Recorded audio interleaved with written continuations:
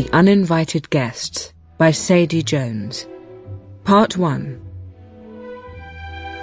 Since her marriage to Edward Swift, 3 years after the sudden death of her first husband Horace Torrington, Charlotte had changed her position at the breakfast table in order to accommodate her new husband's needs, specifically aiding him in the spreading of toast and cutting of meat, owing to his having suffered the loss of his left arm at the age of 23 in an unfortunate encounter with the narrow wheels of a speeding gig, out of which he had fallen on the driveway of his then home in County Wicklow. Having always faced the window and wide view, now Charlotte sat on Edward's left and faced him. Her eldest children, Emerald and Clovis, aged 19 and 20 respectively, but for whom the word children is not inaccurate at the point at which we discover them, did not like this new arrangement, nor did they like or approve of Edward Swift. Single arm notwithstanding, they found he did not fit. Clovis Torrington balanced the pearl-handled butter knife on his middle finger and narrowed his eyes at his mother. His eyes were dramatic, and he very often narrowed them at people, to great effect. "We can't leave Stern," he stated. "It would be a great shame," acknowledged his stepfather. Clovis curled his lip loathingly. "Clovis," his mother growled. Edward wiped his mouth with a napkin thoroughly and stood up. "It's all right, Charlotte," he said, kissing her forehead as he rose. "I'll know more when I return, Clovis, and neither you nor your sisters nor your mother need worry about it until then. But enjoy Emerald's birthday, and try not to fret. I'm sorry I can't be here for your guests." Charlotte stood too and linked her arm through his. "You're both very naughty," she said over her shoulder as they left the room. Emerald had not spoken, but sat throughout breakfast rigid with self-restraint. Now she glanced at Clovis, tears blurring both the scowling sight of him and the vast tapestry that hung behind his head. It was a hunting scene of stags and hounds, a faded, many-layered narrative she knew by heart in all its leaping chases across the flowered forest floor. From the hall, Edward's voice carried easily to them. "Clovis, ferryman needs to be taken out. If you've time today, I'll be very much obliged to you." His good-tempered authority would have been impressive, lovable, had the very fact of the man not been intolerable to them. Clovis was mutinous. He ought to take the damned horse out himself. Emerald pushed her plate away. "He can't very well if he's in Manchester trying to save the house, can he?" she said.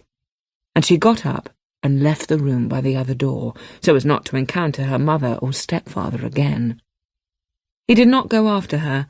Clovis wasn't somebody who went after people. Rather, people tended to go after him. Unable to escape her misery, Emerald wandered up and down in the kitchen for a few moments, aggravating Florence Treves and Myrtle, and then went out into the garden by the side door. It was the last day of April.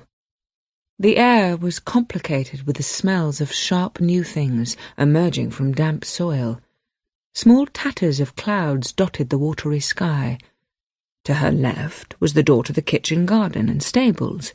Ahead of her, reaching far and further in the broadest geometrical sweep, was the country over which Stern presided.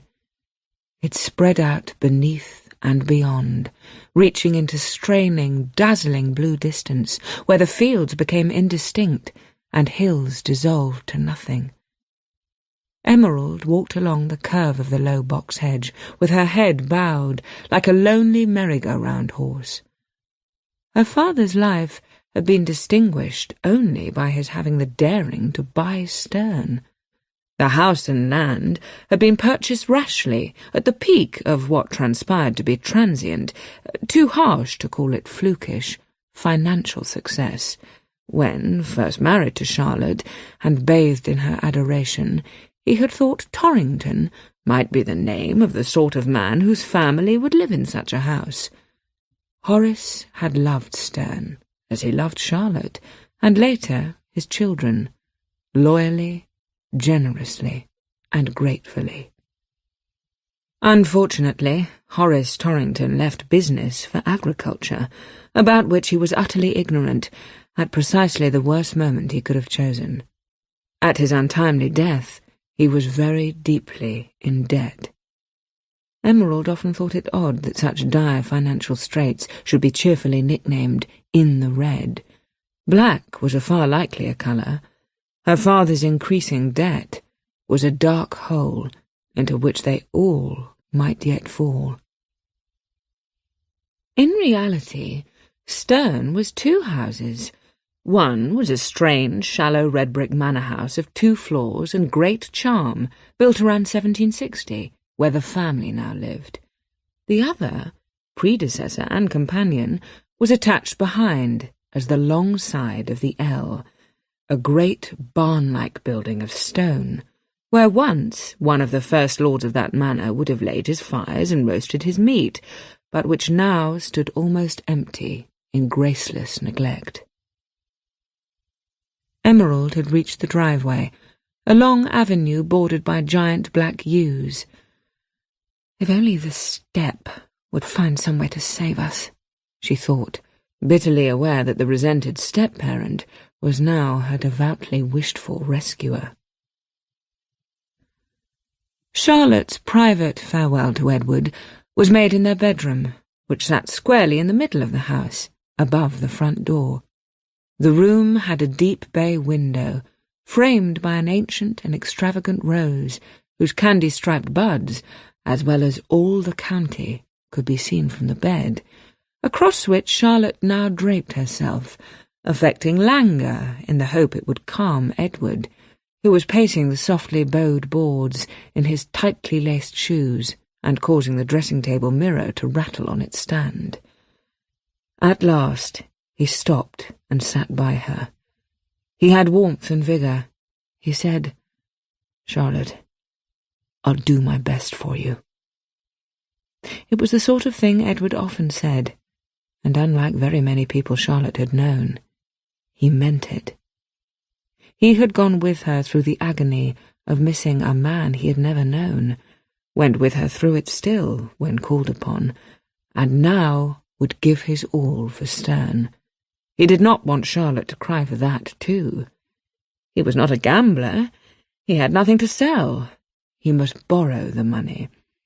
It was a distasteful prospect, and it was with this distaste that he now looked down upon Charlotte's fine, pale face.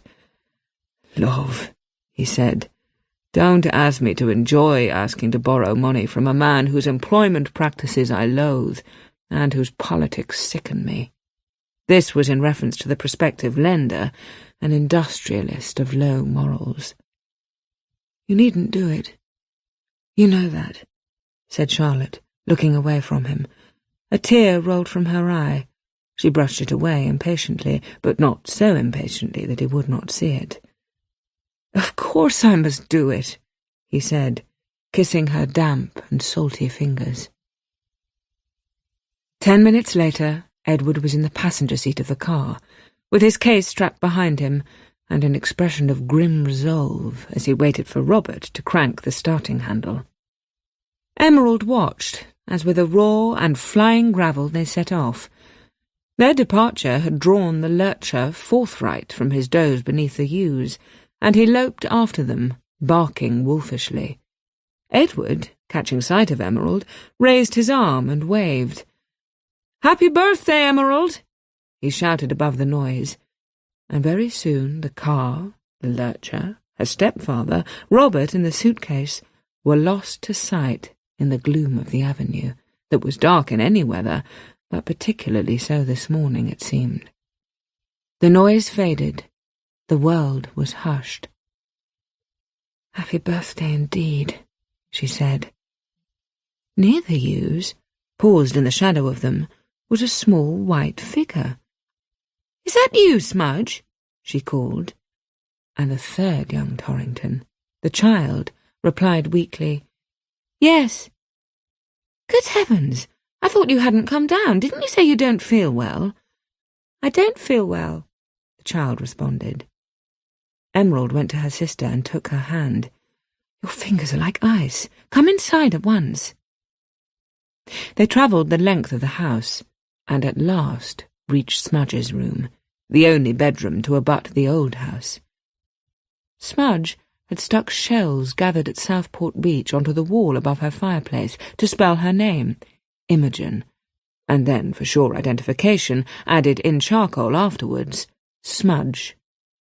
She had attempted to measure herself against the wall, and then the cat, Lloyd, the 2 King Charles Spaniels, Nell and Lucy, and the stable dog, the lurcher Forthright, called Forth. Unfulfilled by her annotated charcoal marks, she had spent many hours drawing the outlines of the animals, whilst squashing them against the walls with her legs and body. Suffice it to say, her walls were less than immaculate. Emerald led Smudge to the bed and tucked the quilt around her. Smudge burrowed downwards until only her black eyes, set in purplish pools, and her insubstantially dark hair poked above the faded garlands of the quilt. "Em," she said, and her voice was muffled. Emerald was at the door. "Will I be well enough for your birthday party?" "I should hope so. Otherwise, who will help me blow out the candles? I'm much too old to manage them all by myself." "Are you having a cake, then?" "Oh, Lord, not unless I see to it," said Emerald, and went out, closing the door. Emerald strode through the house to find their neighbour, John Buchanan, in the drawing-room, opposite Charlotte, perched politely on the low settee. On Emerald's entrance to the room, he lifted his face towards her and was struck by her vitality and the dewy flush of her skin. He got to his feet. "Mr. Buchanan," she said. "Mother?" "Yes," said Charlotte fadingly. "John Buchanan's here." And she lightly rose and left the room, looking around her with dim urgency, as if searching for something. In the doorway, pausing, she murmured, "I must see about the hens." John Buchanan and Emerald were left alone. "Have you hens?" asked John. Emerald was loath to admit they hadn't any. She felt bound to defend her mother, who, in the storm of John Buchanan, had sheltered in the port of invented poultry. "Robert may have acquired some, and I believe Devlin has been known to keep them." John Buchanan stared at her gravely. I see you've brought your car," said Emerald breezily. "Yes," he said, adding helpfully, "I arrived in it." In the pause that followed this revelation, running, booted steps were heard, and Clovis raced into the room. Pulling up in the doorway, an unlikely chaperone, he stuck out his hand and said gruffly, "John." John stepped forward to greet him. "Clovis, how are you?" "Oh, yes, I'm very well, thank you." Clovis crossed to the window in his muddy boots. Emerald was about to make an offer of tea when John reached inside his jacket and produced a small navy-blue box tied with a thin white satin ribbon. "Happy birthday, Miss Torrington." "Oh," she said. "I'm not sure I really... Please accept it." Emerald took the box and placed it on her palm. She imagined a pair of vulgar earrings and was sliced in half by guilt. "Mr. Buchanan," she began. She looked up into his face. John Buchanan, despite being called the farmer John Buchanan by the Torringtons, was a mill owner and single-minded in his pursuit of success. His father was the farmer, and John, on making something of a small fortune, had purchased the tenancy for him in filial gratitude, not to mention sentiment, farming being in steep decline. This fortune, this generosity, this attraction to Emerald demonstrated by his rash visit on her birthday, as well as the tedium of his conversation, were what had driven Charlotte to leave her daughter alone in his company for the seeking out of imaginary hens. Emerald gazed into the square and comfortable planes of his face. "Thank you, Mr. Buchanan. This is an unlooked-for and generous present." "You haven't yet opened the box, Miss Torrington," said John Buchanan easily. "It might be very poor." "Still, I feel I must be clear at the outset. If accepting this is going to give the idea, any idea, that I'm entering into, well, that I—" Having made a vigorous start, Emerald found the right finish slipping from her grasp. But to her surprise, John broke into a loud, carefree laugh. "Miss Torrington, we played together as children. Before you were Miss Torrington to me, you were Emerald. Emmy, little Em. If I come here now with a trinket, please don't leap to conclusions that cast me in a more romantic light than I deserve." Behind him, Clovis sank his head into his hands. Emerald wished she might hide under furniture until this humiliation had passed. There was nothing for it but to open the box. It held a delicate cameo, elegantly wrought, and hanging on the most fragile of gold chains. "It's most delightful," she said quietly. "Perhaps your brother could fasten it?" said John. "I wouldn't want to misrepresent myself. Good old Em." And he laughed again, smacked his broad thigh, and rose to his feet. Clovis stood too, and plunged his hands in his pockets, rocking, while Emerald found herself blurting loudly, "Would you come to supper tonight? I'm having a small party, a terribly small party. My good friend Patience Sutton and her mother." "There's no need to tempt me with the list," said John, and grasped her hand warmly between both of his. "If there were any fences down between us, this invitation would most certainly mend them.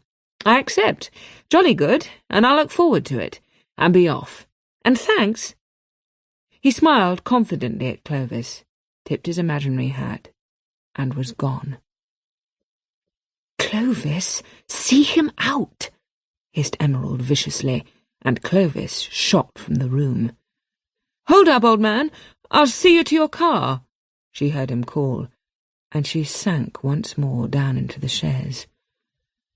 "I'm a very lost word in dunces," she said, and flopped back against its unforgiving gilded arm, dashing herself on the forehead with the heel of her hand.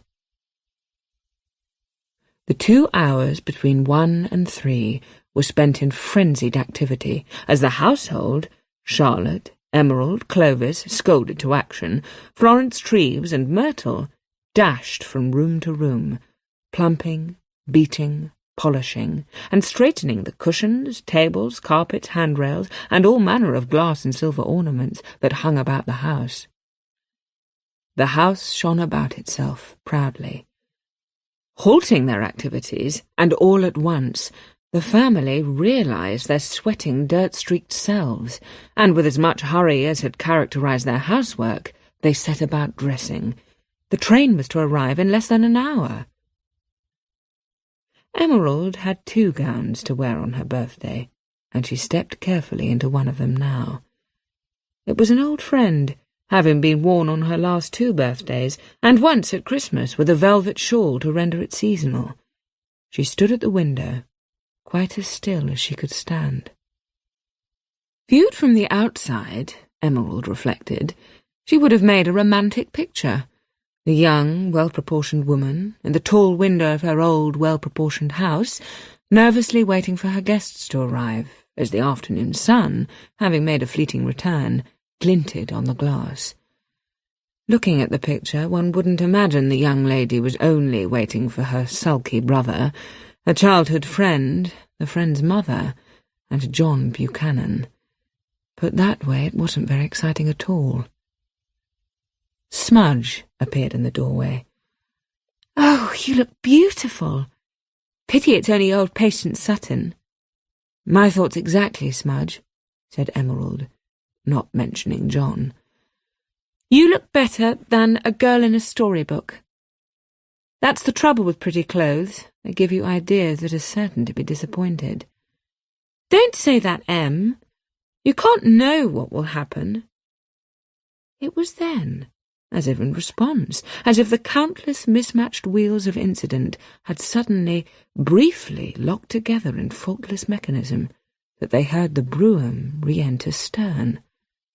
Extraordinarily, the pony was at a very fast trot on gravel, and then there was the spat of running feet on the drive, and a shout. Smudge was the first to get to the window. "Look at Clovis! He's shouting!" Emerald picked up her skirt and ran too, and they both left the room and raced towards the stairs. They met their mother on the landing. "What's happened?" she asked, and all three rushed down together, entering the hall just as the front door flew open.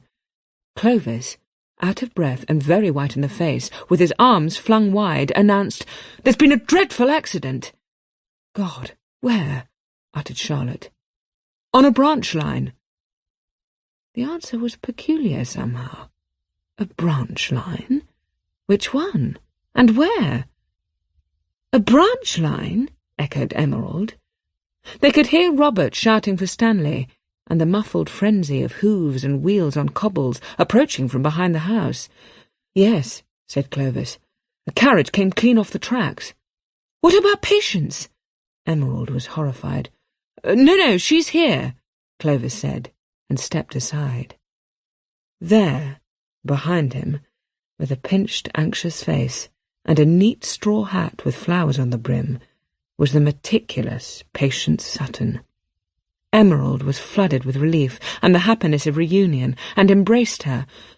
"Patience, are you all right?" Patience looked very shaken. "Emerald, yes, it wasn't our train, you see, thankfully. But poor things, it was one on a branch line." "But where was it?" Emerald glimpsed a tall figure on the gravel behind Patience. It certainly wasn't Camilla Sutton. "And who on earth is that?" Patience was confused. "That's Ernest." "Ernest? Where's your mother?" "We sent a telegram." "Really?" Charlotte, who, in her solipsism, had neglected to pass on the news of Camilla Sutton's indisposition, cut in. "Clovis, was anybody killed?"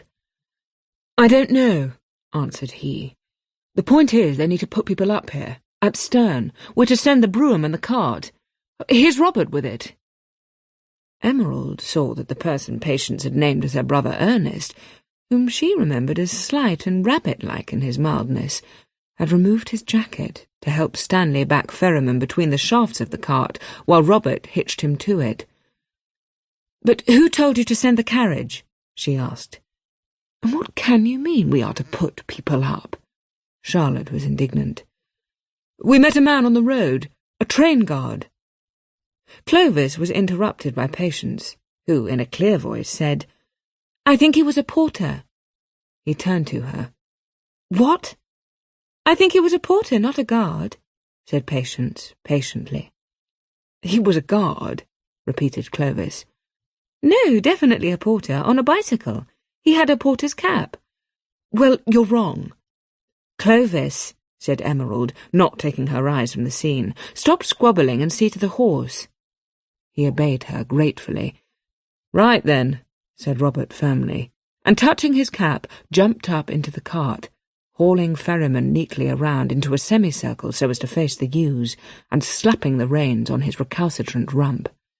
Soon both vehicles, cart and carriage, pulled away from the house on their mission at an unprecedented trot. Those who remained stood in the porch and watched them drive away. The avenue muffled their wheels.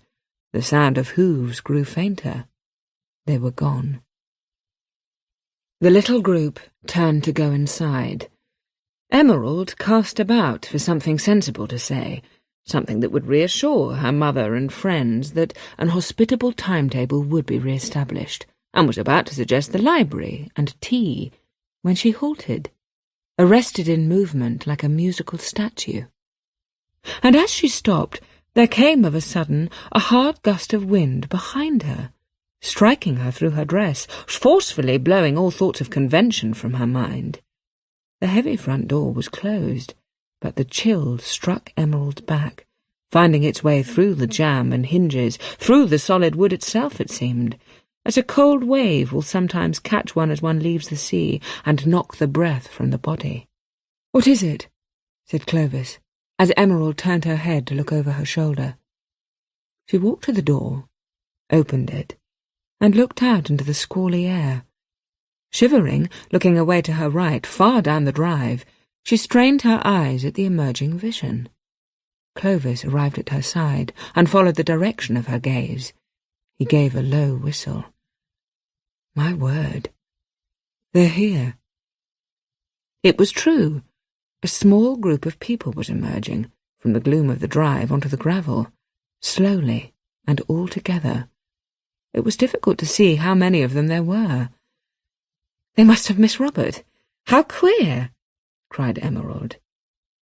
It did make for an odd-looking meeting. The many vibrant colours of the household, party peacock blues and greens, bright copper, approaching the travelling drabness of the shocked and drifting passengers. Emerald, ahead, neared the first of them. "Didn't you see the carriage and cart? Did the railway send you up? Are you hurt?"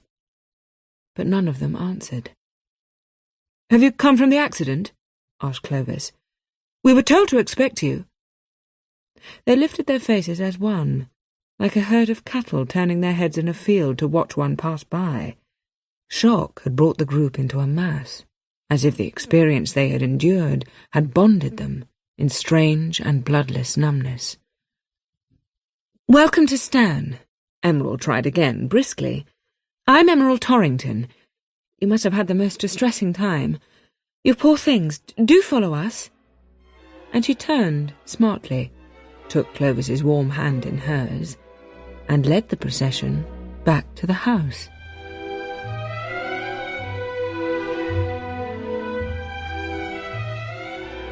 The Uninvited Guests by Sadie Jones. Part 2. It was the precious hour before dinner, when the house is quiet and anything might be accomplished. Smudge slipped down the stairs alone, proud she did not need overgarments for her great undertaking, having planned ahead by wearing so many undergarments. She would be warm in any weather, and, should calamity befall her, padded too. At the top of the stairs she paused, checking the hall and the rooms she could see, when there came, shattering the silence, a loud rapping on the front door. Oh, this was too vexing. She supposed it was the farmer, John Buchanan, master of the ill-timed appearance, and, even to Smudge, a bit of a stale bun. She sighed and slunk down to open the door, not before it was rapped upon again, loudly and rather rudely, she thought with her child's censoriousness, by what sounded like the metal top of a cane. She put her hand on the large iron knob and heaved the door open, inch by inch. Revealed, standing in the porch with his cane raised to rap once more, and an expression of keen enthusiasm, a wide grin, in fact, was not John Buchanan, but an absolute stranger. He was a man of medium build, on the slight side perhaps, wearing smartly pointed boots, an air that was altogether sprightly, dapper, and a bushy, vigorously curling moustache. "I've come," he cried. Then, "Rather late, I'm afraid." Smudge was at a loss. He gleamed at her, staring down his nose and widening his eyes. "My name is Charlie Traversham Beeches. Is the lady of the house about at all? Perhaps you might fetch her?" "Imogen Torrington," said Smudge at last, and in a whisper. The gentleman held out his hand. "Really? How do you do?" he said smoothly, rasping her fingers in his thickly gloved ones and squeezing. Just then there was the sound of whistling, and Clovis came down the stairs, immaculate in evening clothes, white tie and tails, his hair oiled, the creases in his trousers sharp. He was altogether the most welcome and brotherly sight Smudge could have asked for. She ran to him. "Hello, who's this?" said Clovis. The gentleman stepped forward eagerly. "Charlie Traversham Beeches. I believe you were expecting me." "If it were, it's news to me," said Clovis pleasantly, as Smudge retreated behind him to listen. "I felt sure the railway had warned you about passengers," responded the visitor. Oh, you're from the accident." "Exactly." "How extraordinary," Clovis said. "Most of us have been taken care of," the stranger said. "Yes, we've a crowd of you around here somewhere." Clovis glanced about, as if to catch them lurking in the shadows. "We didn't expect any more." "Do you have a telephone? Have the railway contacted you at all?" "We haven't heard a thing." "They are mostly second- and third-class passengers," went on the gentleman urbanely. "They often don't think to ask, the way we might. They don't have the same expectations." "I suppose," said Clovis. "I'm so sorry, you must think me a terrible turnip. Do come in." "Thanks," said the displaced person. And the two of them went off towards the morning room, leaving Smudge alone once more. She contemplated the empty hall for some seconds before recalling her original timetable. She must not be distracted from her plan. A cold wind whipped her skirts about her legs as she entered the stable-yard, the cobbles hugely bumpy under her thin-soled boots. "Here, lady, come along," she said to the pony, as she slipped inside her stall. Lady shifted, leaning towards Smudge and sniffing up and down her clothes. "Good girl, you're coming with me," said Smudge, trying to keep her voice quiet, but retain the ring of authority. "Come on." And they went on together towards the house. Smudge felt the warm huffs of Lady's breath on her palm as she peered in through the windows. Nobody was in sight. She waited until her hammering heart had slowed again. Then, and only when she was convinced she was unobserved, she approached the back door. The great undertaking was within her grasp. This May Day Eve was the day that the pony Lady would be immortalized in charcoal. "Shh," she whispered. "Come along, Lady. In we go." The pony set her first hoof on the inside floor of stern. These, then, were the inhabitants of the house, somewhere between 7 and 8 in the evening. The pony Lady and Smudge had entered the back hall. Florence Treves was sweating and snapping at Myrtle in the kitchen. Emerald was in her room, calming herself after her unsettling encounter with the new visitors. Charlotte was moving about her room, powder puff in hand, fretfully dusting her pale neck, unaware of the new guest, but characteristically resenting the existing ones. The group of survivors were taking off their damp overcoats and waiting, ravenous, for what was to come.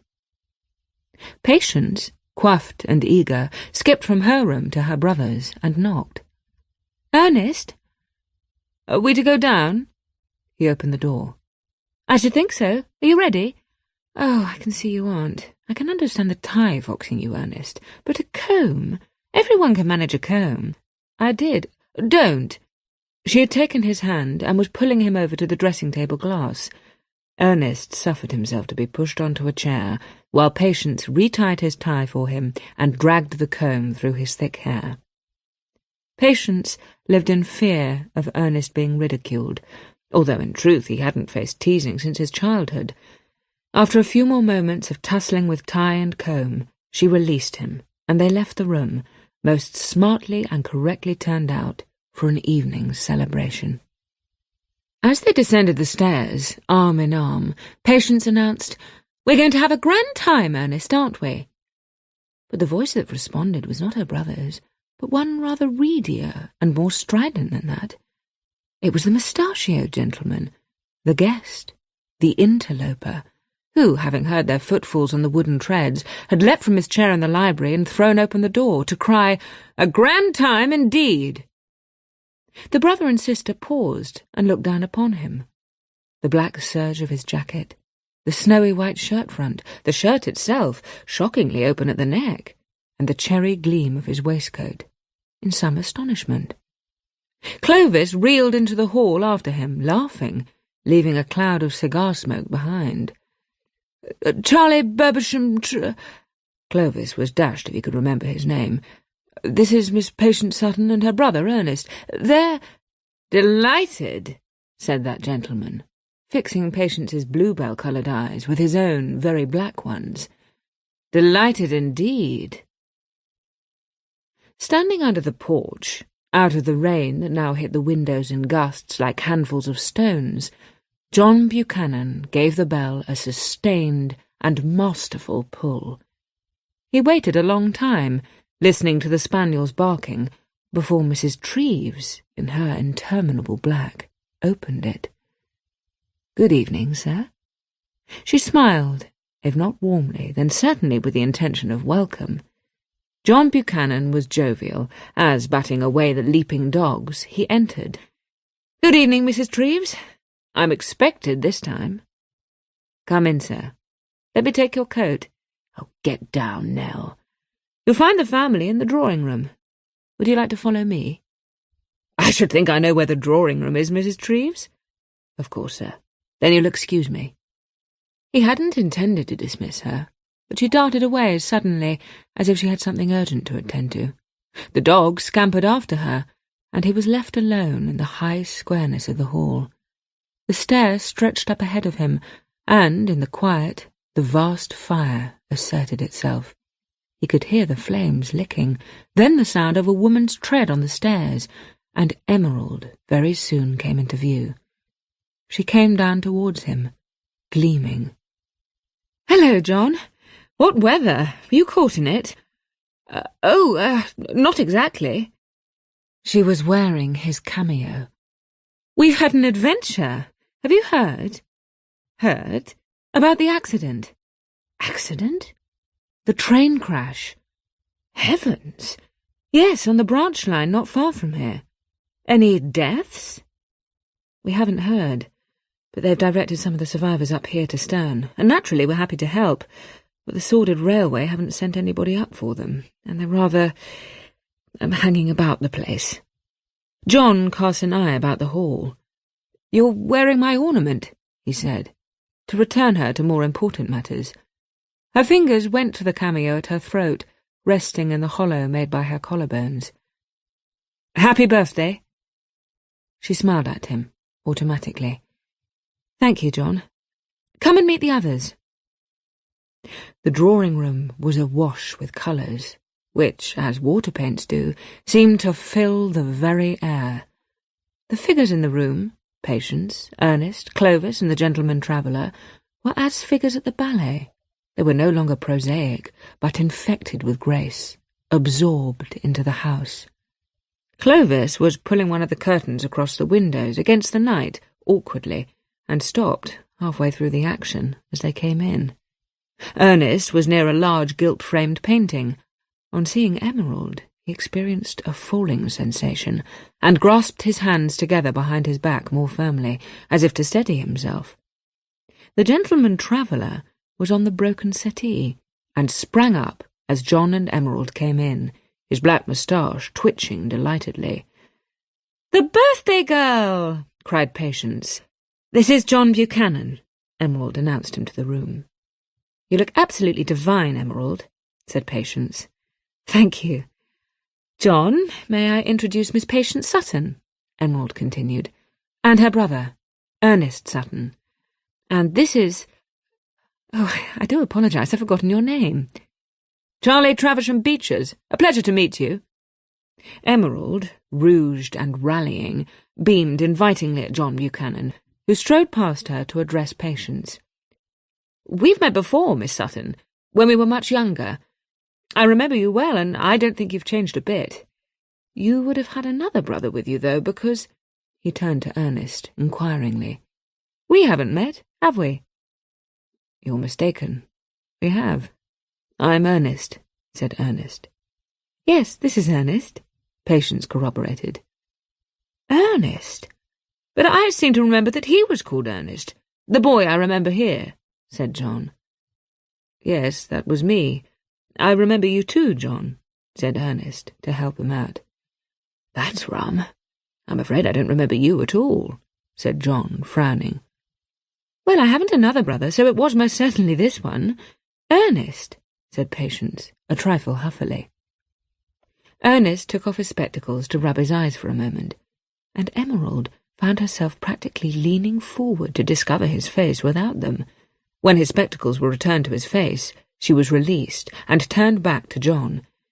She couldn't think of a polite way of putting, "Yes, Ernest is unrecognizable and changed. He was an undeniably off-putting child, and now he is altogether different." So she said instead, "I believe it was one Easter, up here at Stern, that you all met." "You're right," cried Patience.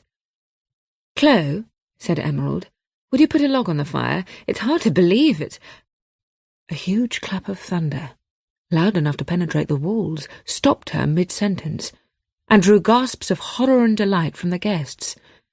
"That's all we need on a night like this," cried Charlie with relish, and they all crowded to the tall windows, as if expecting to watch a fireworks display.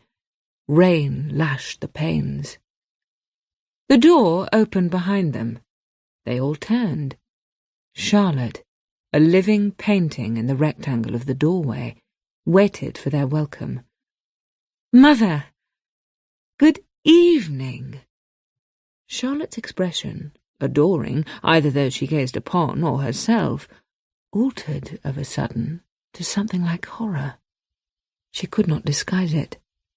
Her fingers, which had been resting lightly on the doorknob, a crystal one, gripped it whitely, and she fixed her eyes on the gentleman traveller. "You," she said. "Yes." The visitor's tone was easy, but his cat-like stillness was menacing. "And yet I feel I ought to reintroduce myself. My name hasn't changed, but yours has, I believe. Mrs. Swift now?" "Yes, Charlotte Swift now," she murmured. Emerald went over to her mother, moved by an urge to protect her, although from what she didn't know. "Mother, this gentleman was on the train, the one that crashed. Clovis invited him for supper." Clovis put in, "Ma, Charlie said you knew one another." All at once, Charlotte broke into one of her very vaguest and loveliest laughs. "We do know one another, Clovis. Charlie Travisham Beeches is an old acquaintance, although it has been very many years." She seemed to have no trouble recalling his name. 11 years, he said. "Only 11? I'm so surprised to see you. And how delightful you ended up here. You must have been guided by the fates." She laughed again. "Bad fates for the train, good for stumbling into Stern. And I'm delighted you're going to dine with us. That is, if it's agreeable to my daughter. It's her birthday, you know." She produced a smile for Emerald, who all of a sudden adored her. "You look very beautiful, Mother," she said quietly. "Nowhere near as beautiful as you, my darling. Your dress is a triumph," said Charlotte, although she was not now looking at her, but at the 4 men in the room. "And hello, Patience, and welcome, Ernest. Welcome all." She wandered among them, greeting each guilelessly. "We've had such a time of it. No more than you, of course, Mr. Travisham Beeches. I suppose poor Mrs. Treves has attempted to announce supper already? More than once?" With that, the door opened, and Florence Treves, tidy but for a shred of leek in her hair and a wild expression, confronted them. "Dinner is served, Mrs. Swift," she said, and began to withdraw. She was stopped. That is, she was violently arrested in the process of leaving by the sight of their smartly turned-out visitor.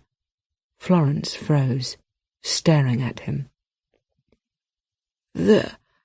She began. Then, "What?" And she dragged her eyes from his face to her employer's. The trembling leek dropped from her hair. Charlotte pinned her with a look. "We have another guest, Mrs. Treves," she announced coolly, as all looked on. "I don't believe you know him." There was a brief silence, as loaded as a suet dumpling. "No, of course, thank you, ma'am," said Florence, and abruptly left them. Charlotte turned beaming to the room, faltering only minutely as the interloper, Traversham Beeches, stepped forward and offered her his arm. The others turned to one another, considering the etiquette of who should take whom into dinner, and, under cover of their confusion, he said to Charlotte, "I'm so pleased you're accommodating us. Accommodating me." She gave him a piercing, fearful look. "Do I have a choice?" she murmured, for his ears alone. "Come," was all he said in response. He patted his forearm. She slipped her hand through the crook of his elbow, rested her pale fingers lightly on his black sleeve. "Lead the way, Emerald. Mr. Buchanan," she cried with studied gaiety. John gave a small bow to Emerald and took her hand, tucking it firmly into his arm. "Good girl, lady. Stand." "Stand," Smudge said soothingly. "Now, in a moment, I ought to go down, so you're to wait here and be a very good girl until I return." Lady had the look of a pony that might or might not do as it was told. The clock on the dining-room mantelpiece did not tick. Time passed silently. The door did not open. Neither Myrtle nor Florence Treves appeared with any part of supper. No small offering, no amuse-bouche, no crust, no crumb, no morsel. "Emerald, I hope you won't think I'm speaking out of turn," said Patience sweetly. "But I wonder, as we appear to have a gap, if you should like me to fetch your present?" "Oh," said Emerald. "Yes, please." Charlotte rose from her chair mistily. "Why don't you and I see about a present too?" she said, and wandered out with a smudge over her slender shoulder. "Presents, then," said Patience, jumping up. Emerald was left, the lone female, with John, Ernest, Clovis, and Traversham Beeches. It was a most unusual situation. Where can supper have got to? What on earth are we going to do with a study full of bodies once the invited guests are fed? Wondered Emerald. Upstairs, Smudge stood, convulsing with excitement, watching her mother's elegant behind wag as she retrieved the boxed kitten from beneath her bed. "There," said Charlotte, emerging. The shoebox was bound with twine and studded with holes. A muffled squeak seeped out. "Tenterhooks," breathed Smudge. "Yes, it hasn't been in there too long, I hope. Now, let me see." Charlotte handed Smudge the shifting weight of the box. "Now, may I take it? Can I take it now?" said Smudge. Charlotte kissed her forehead. "Darling," she said. "Yes." And Smudge ran. Left alone for a moment, Charlotte paused, wavered, and pressed the back of her hand lightly against her forehead. Her lashes trembled. "God," she thought. "Him. What can it mean?" And while she yearned for Edward's strong arm to comfort her, she was profoundly relieved he was not there. Patience in her room was humming as she took the neat package from among the frothy lace and ribbons in the cushioning depth of her trunk. She adjusted the bow and closed the door behind her. Her pale head bobbed as she descended. "I do hope Emerald is as thrilled by all this as she used to be," she thought, holding the present carefully and skipping lightly down the polished stair. The scene she found when she returned to the party was a jolly one. There was as yet no supper to be had, but she was greeted with laughter, and the sight of Smudge jumping up and down, crying, "Hurrah! Hurrah!" as Emerald held the tiniest of kittens on her palm and looked into its wild face. "Look, look, Patience, it's called Tenterhooks," said Smudge, and Patience clapped her hands together too. "Oh, the darling, she said. Do you think it's hungry? Asked Emerald. I should think we all are, declared the visitor, whose frankness, after the briefest of pauses, was greeted with general laughter. What have you got there, Patience? Asked Ernest. He knew, of course, exactly what she had, but was drawing attention so she might present it. Emerald gave the kitten to Smudge, who clutched it to her neck. Happy birthday, Emerald, said Patience, and handed over the box. It's from both of us, and Mother, of course. All eyes were on Emerald, smilingly tugging at the bow. How beautifully you've wrapped it, Patience, she said. The box was opened, and inside it there was another, polished walnut with a brass clasp. Emerald opened it hesitatingly, for she knew suddenly what she would find. Several dozen glass slides were arranged in the black felt lining, each wrapped in crisp tissue. Oh, said Emerald. Well, said Patience, eager. How generous, how kind, said Emerald, but she was unconvincing. Patience's face fell. Aren't you interested in your microscope any more, Em? No, of course I am, said Emerald. Emerald hasn't been near it in donkey's years, said Clovis blithely. Oh, I have, said Emerald, darting guilty glances at Patience. All her notebooks and bits and pieces have been banished. She's quite grown out of it, haven't you? Said Clovis. Oh, that's a shame, murmured Ernest, who remembered their heads touching as they bent together over jointed beetles' legs. It's a superb present, said Emerald emphatically, but Patience was not fooled. Well, never mind. What a silly. I ought to have kept a rosewater. She spoke as lightly as she could muster, but she did not convince. It's the thought that counts, she said. John reached out a big hand. May I? He asked, unwrapping a slide and holding it up to the light. Well, you won't go into real science, of course. Madame Curie might disagree, Emerald found herself replying quickly. She's a foreigner, said he, closing the argument. He crushed the paper and let it fall. Emerald's hand darted out instinctively to save the falling ball of tissue from the floor.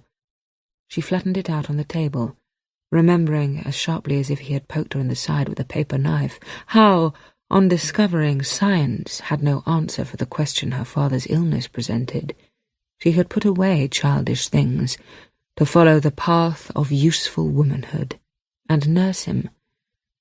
It was not, as the hackneyed phrase would have it, what he would have wanted. No, it was very far from that. It was what he would have dreaded. But there it was. Her beloved father had been ill, her mother had been distraught, her brother arrested by shock. Her sacrifice had been required. Duty had put a spell upon her heart. No matter what the reason for that man appearing at stern, Florence Treves knew that her priority lay with supper. Now, Myrtle, are we ready? She panted, and led the way. She held the baize door open with her back. Yes, ma'am, ready. Those blasted survivors safely out of the way. Still in the study, ma'am. Well, let's get on then. Bearing a platter each, they processed to the waiting diners. Florence served, and the coral fronds and painted leaves of their small plates were soon obscured by parsley, smelts, and soft stewed eel. The ravenous guests availed themselves gratefully as Florence circled the table with a sherry decanter. Much shaken, passing by Traversham Beeches's chair, she widened her eyes in horror in his direction. Charlotte gave her an almost imperceptible wink. The bonds between them strengthened and tugged. The Uninvited Guests by Sadie Jones. Part 3. The train crash survivors sat about the place, preparing to feed, their eyes following Myrtle with glinting brightness as they waited, breathless, for their meal. Ernest cast Emerald a slow, shy smile. "I look a fright," she thought. Emerald had not thought to change her dress. It was limp, splattered with fat, and altogether ruined. Strands of hair had escaped from Myrtle's miraculous pinning. Patience, in contrast, had retained marvellously the general appearance of freshness, even though on close inspection this illusion did not hold up. She and Clovis had assumed something of the pace and pattern of a relay, he down the corridor to the baize door, she on into the rooms, but the business of fetching plates from the kitchen was quicker than that of distribution, what with different passengers' demands and requirements. Some wanted fish, others meat, or only fowl. Still more simply demanded all three, not to mention the varieties of taste when it came to fruit, jellies and sugars, and Clovis often had to fly after her to help with the passing round and questions. She was, he couldn't help but notice, unwaveringly charming as she inquired after the well-being of the passengers. She even appeared to enjoy pleasing them, and Clovis found the sight of her, as she darted from one drab person to the next, bright as a gold coin in the shadowy study, was heartening. She seemed to restore him. Safely ensconced in her room with Lady, behind her stout, locked door, Smudge applied herself to the animal's portrait with renewed vigour. A misguided notion of charcoaling the whole of Lady's side and then pressing her against the wall for a print had been abandoned as too ambitious, and she was now busily occupied in placing her bedside lamp in such a way as to create an accurate shadow outline of the pony and tracing it. The minutes flew by unnoticed, the hours unmarked. She was absorbed in her artistry. In the morning room, Emerald, Clovis, John, Ernest, Florence, and Patience surveyed the travellers, who had at last finished eating and were glumly licking their fingers, holding the hands of their children, or gazing dully at the fire. "Perhaps we might slip away?" murmured Emerald. The party trooped to the desperately disarranged kitchen, and carried from it plates of whatever they could find back to the dining room. With no trace of Traversham Beeches, and the dining-room door firmly closed, the little group revelled for a short, thrilling moment in triumph and relief, excited by their adventure in serving. Clovis and Emerald exchanged a friendly look. Had they not met the increasing hordes and fed them? Their mother was absent, in vain and indefensible hiding in her room, but they, the young, were still on Emerald's birthday in the dining-room. "Tuck in!" cried Clovis, attacking his own poor plate of scraps with relish. Florence, caught between family and servant by the unusualness of the evening, was unsure what to do, and now stood dithering near the sideboard. "Florence, Mrs. Treves," Emerald said when she could, "do sit. I think the circumstances demand flexibility, don't you?" Florence, after a moment's hesitation, slipped into the seat between John and Patience, but kept her hands in her lap. John, who had striven for his good position in the world, was embarrassed and disapproving, having to sit next to the housekeeper, and he began to blush. Covering his discomfort and preserving good manners, he took the plate that Emerald offered for Florence. "Mrs. Treves," he said, frowning. "Some bread? There's gravy. Here." And he fetched that, too. She was more embarrassed than he, and stared at her plate. "Thank you, Mr. Buchanan," she said, her sharp-boned face reddening. Glancing at her, next to him on the same level, he relented. She was so flustered and upset. Despite himself, he noticed that, with her head tilted down as it was, and her hair escaping from the rigid bun in which she kept it, her neck looked remarkably, what would be an apt description, womanly in the lamplight. Yes, remarkably womanly. Pretty. He instantly brought himself up, cleared his throat, and reached for a glass. "Well, I must say, this has been a rum old evening, but I hope you don't mind my saying, Emerald, You've carried it off, hasn't she?" He appealed to the table. "Hasn't she been marvellous?" "Of course I haven't, but—" Emerald's hand flew to her mouth. "Oh, Smudge! I must fetch her down." Emerald stood, but very soon sat down again sharply as the door flew open and Charlie Traversham Beeches, lightly spinning the knob with dancing fingertips, announced himself nasally. "Who are the survivors now? Any left for us?" He went immediately to the sideboard and took a deep ruby claret from amongst the decanters and fresh glasses from the sideboard. As he placed the glasses in front of each of them, their camaraderie dissolved into the air. What had been a friendly group became a tableful of single, separated souls. "A toast to your mother, the beautiful Miss— I do beg your pardon, Mrs. Torring— I'm so sorry, Mrs. Swift. Mrs. Swift." And he raised his glass, drank, and then asked mildly, "Where is she?" She went off some time ago," said Clovis, adding to Emerald, "Don't you think we ought to offer our sainted parent the last of the scraps?" "Go and seek her out, would you, Chloe?" said Emerald, who did not much fancy an encounter with her mother just then. Clovis left the disturbed and gaudy dining-room and went into the chilly emptiness of the corridors and hall. He crept to the study and listened to the muted burble within before continuing. Although he knew the passengers were all satisfied for the moment, he did not quite trust the apparent emptiness of the house, and seemed to see them still from the corner of his eye as he walked. Upstairs, everything was lit and welcoming as before. He knocked on the door of his mother's room. "Who is it?" The voice was fearful. He had startled her. He went in. "Just me," he said. Charlotte had raised herself up on her elbow. The huge bay window was behind her, its silk curtains half drawn.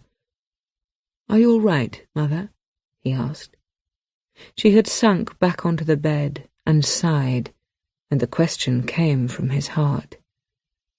"Sit here, boy," she said, and when he did, she took his hand. "Is he still here?"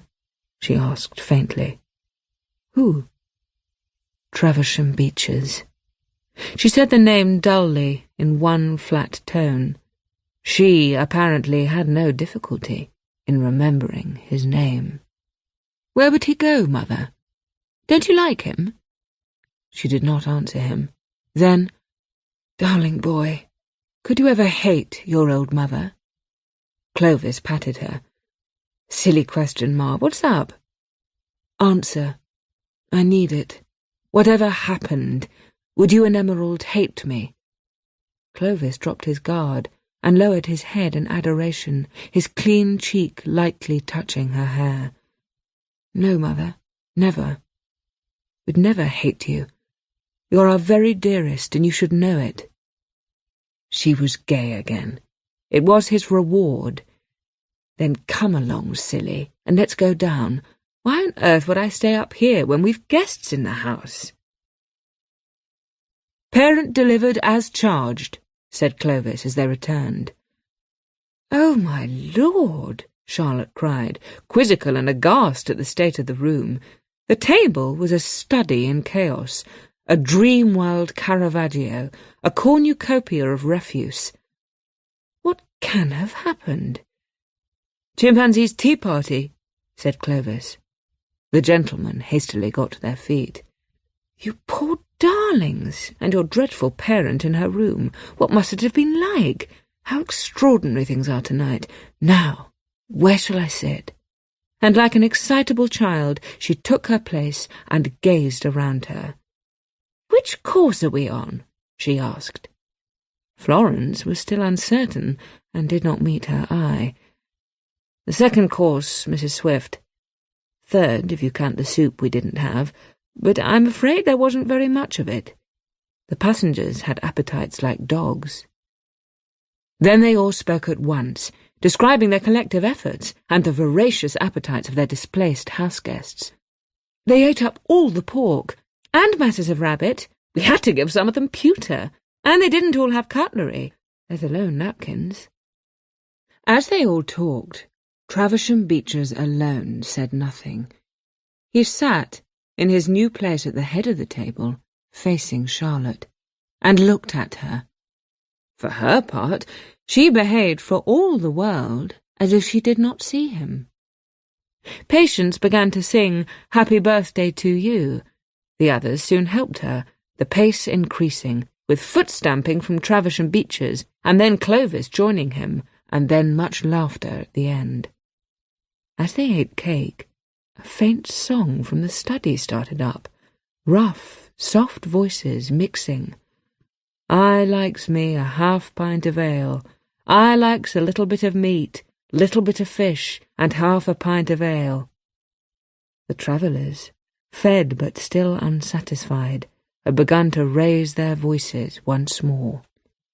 Traversham Beeches reached for the wine, stared for a moment at the tapestry of the hunting scene opposite him, and then said suddenly, "I say, what about a game of hinds and hounds?"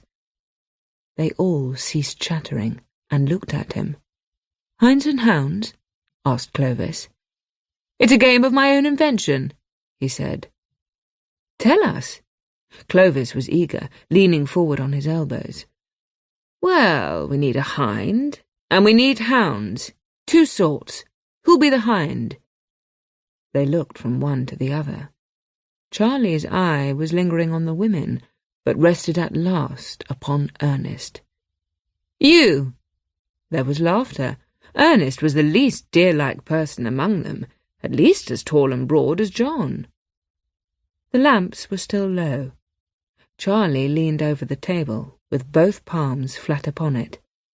The candles lit his face bizarrely, causing his features to change shape eerily. "You were separated from the herd," he began, his teeth glowing yellow in the candlelight. "You are lost and alone, pursued mercilessly.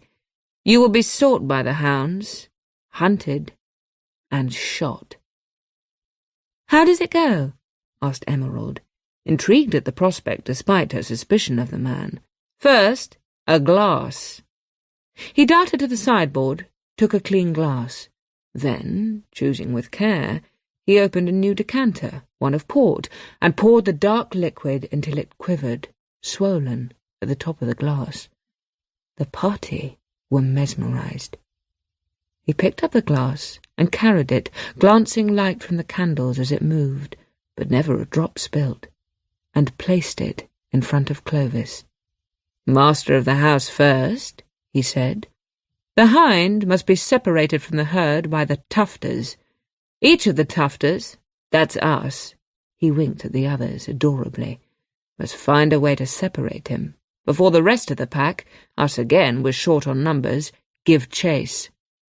Find it, and pass the glass." Clovis frowned in confusion. "Well, how? I'm not sure I follow." "Come on," barked Traversham Beeches. "I can't baby you through it. It's an adult game, not child's play. If you can't think of how, then I shall pass the glass." The others dreaded him doing that. They had no idea how to play, or what they would say themselves, but the idea of his passing the glass seemed a terrible humiliation. Ernest alone seemed unperturbed. He glanced around them all mildly, as if indulging their folly, whilst thinking of other things, much as he had, in fact, in the school playground, whenever the chance of carrots had begun. Traversham Beeches stared at Clovis. "Separate the hind." Clovis looked at Ernest and sought to separate him. "He wears spectacles," he said at last. Relief! It was true, he did. This undeniably distinguished him from the group. "I'd rather not," began Patience, but Ernest interrupted her. "Guilty," he said, holding up a hand with a small smile, as he thought to himself, "Ah, this is where I am again." "Capital! Drink! Pass it on." Clovis had to lean down to the table to sip from the glass, and when he had done, he passed it to his left, to Florence. "Careful," he said, the port sweet on his lips. Florence had utterly forgotten her suspicion and dislike of Travisham Beeches. It was a long time since she had sat at a table to eat at all, and longer since it had been in a dining-room. She had forgotten, too, her stiff black silk dress. She felt almost as if she were adorned like the other women, absorbed into the evening with them, and her gratitude was weak and grasping.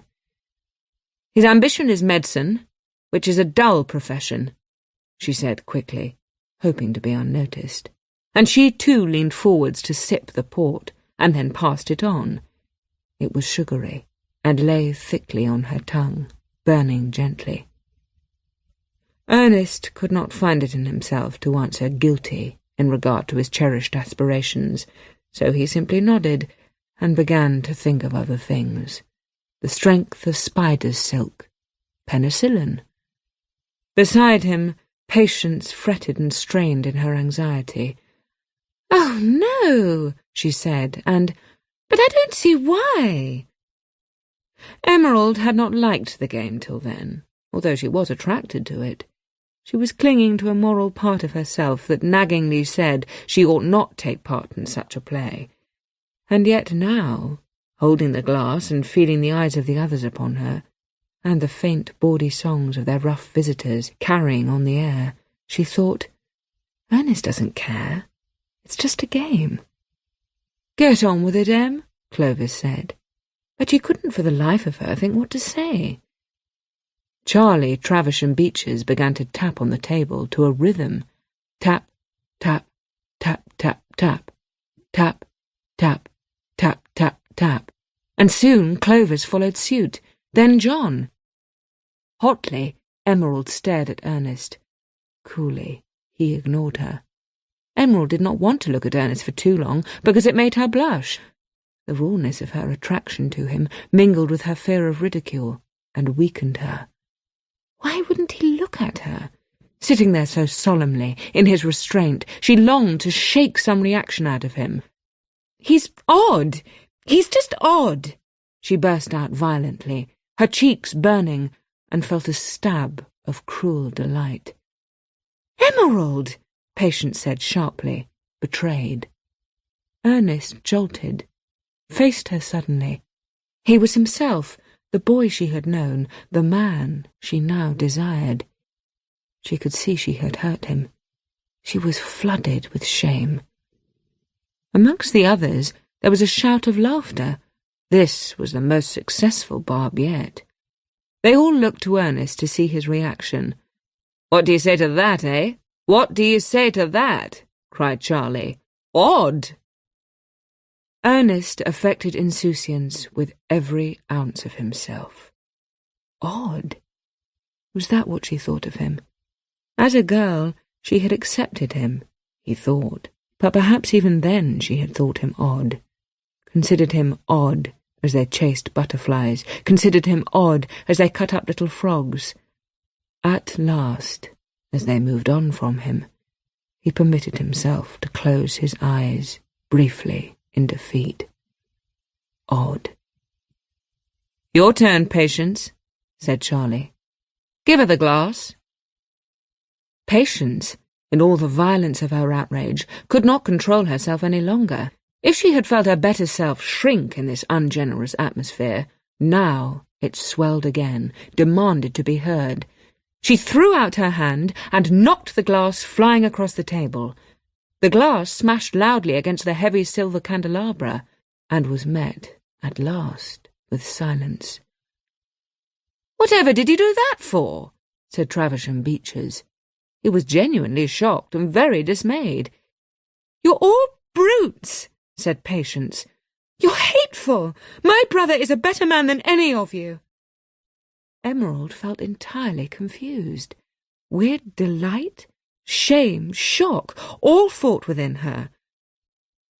Ernest appeared the least perturbed of all, and concerned mainly for his sister. "Patience," he asked quietly. "Patience. It's nothing. They were just being silly." "The next hind, then," said Charlie, as if it was all decided. Smudge had come down for cake. She was tightly wound with excitement and fatigue as she carefully unlocked her door and crept down the passage. Through the crack in the door by the hinge, she saw the gentleman stranger hold up a glass, brimming as it was, apparently weightless.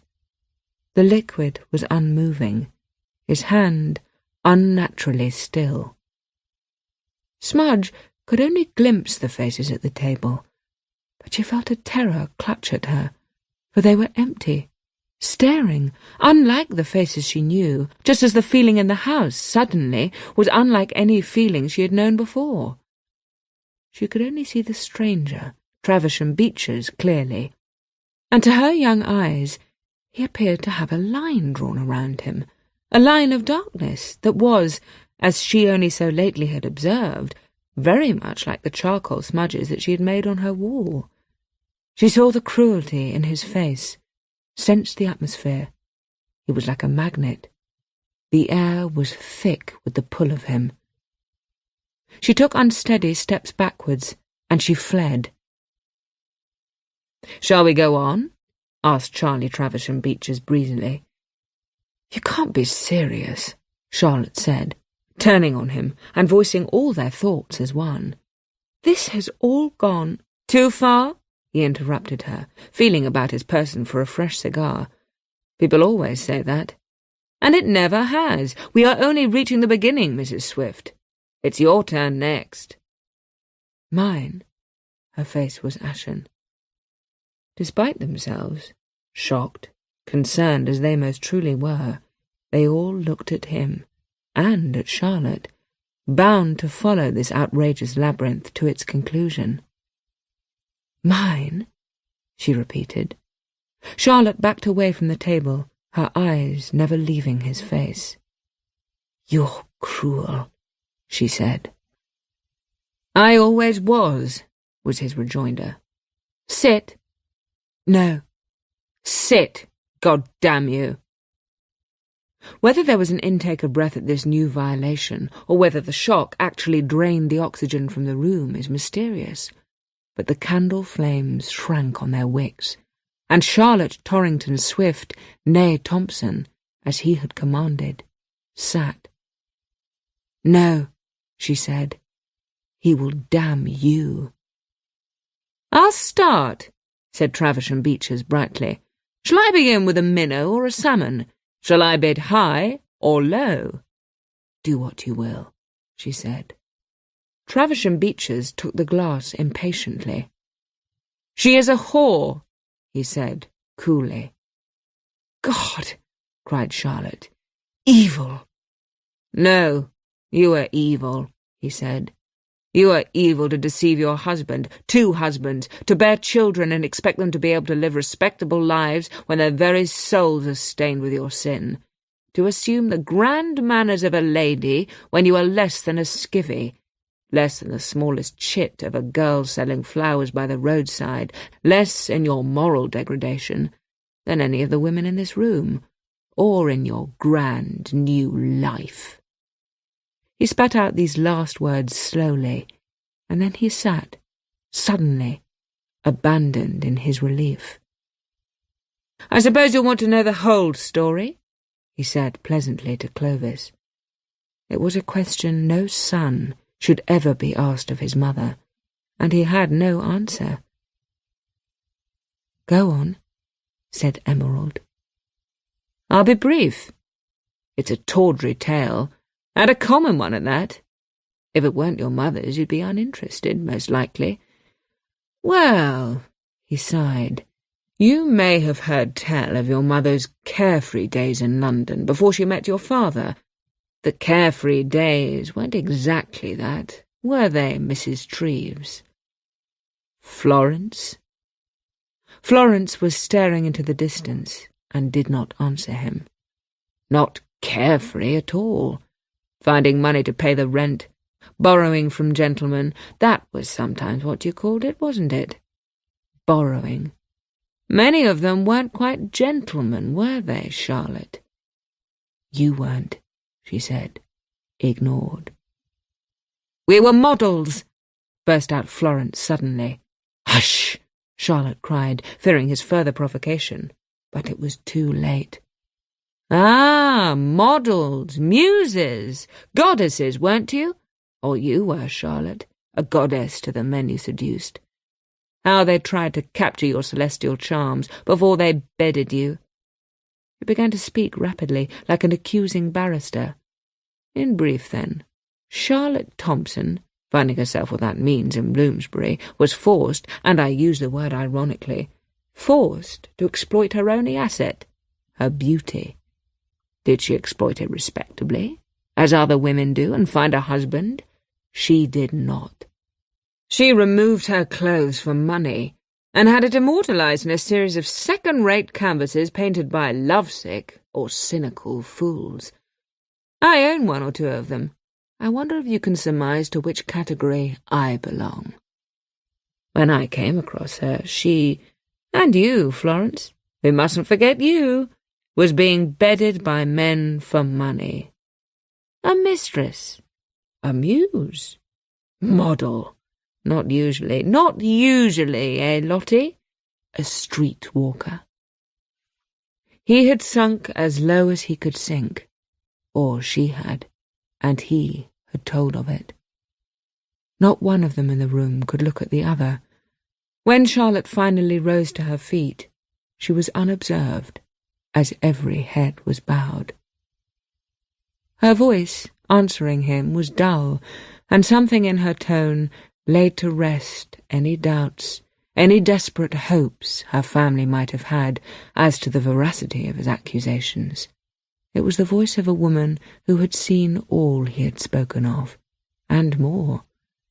It was the voice of Charlotte Thompson of Bloomsbury, speaking with the graceless courage of the degraded.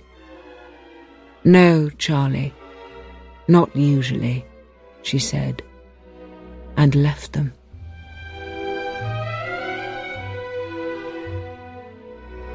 The Uninvited Guests by Sadie Jones. Part 4.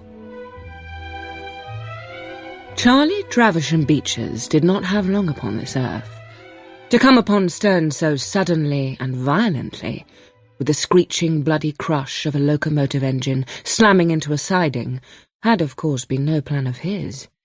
In life, he had not known anything of the house at all, only that Charlotte had disappeared from London with Horace Torrington more than 20 years before. He had seen her once or twice since.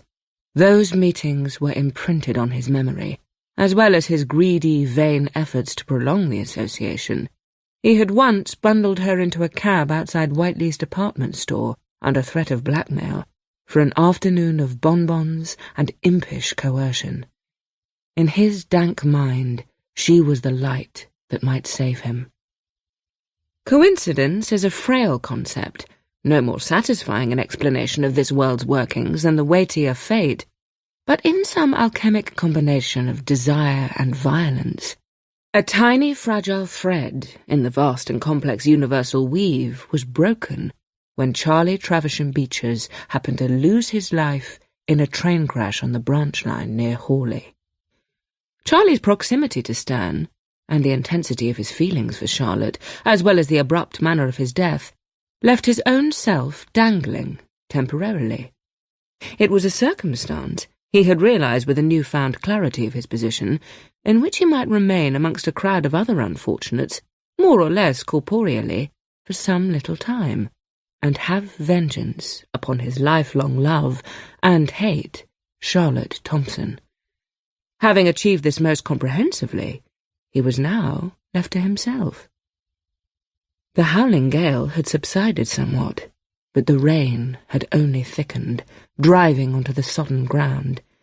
It was into this rain that Patience Sutton stared from the window of her brother's room, to which they had withdrawn, having left the humiliations of the dining-room to comfort one another.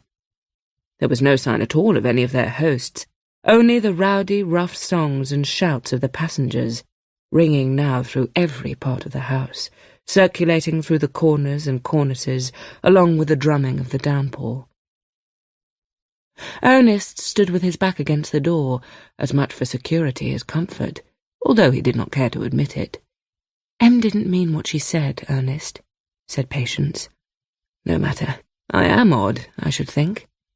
You aren't, any more than I'm insignificant. Patience rubbed her nose. Oh, look, she said. There's Mr. Buchanan. He came to the window to see. Sure enough, John Buchanan was running through the rain on the drive below them towards his car, with his jacket over his head. As they watched, he wrenched the door open and flung himself inside. After an amount of rummaging, he backed out again with the starting handle. A number of vigorous cranks did not appear to start the engine.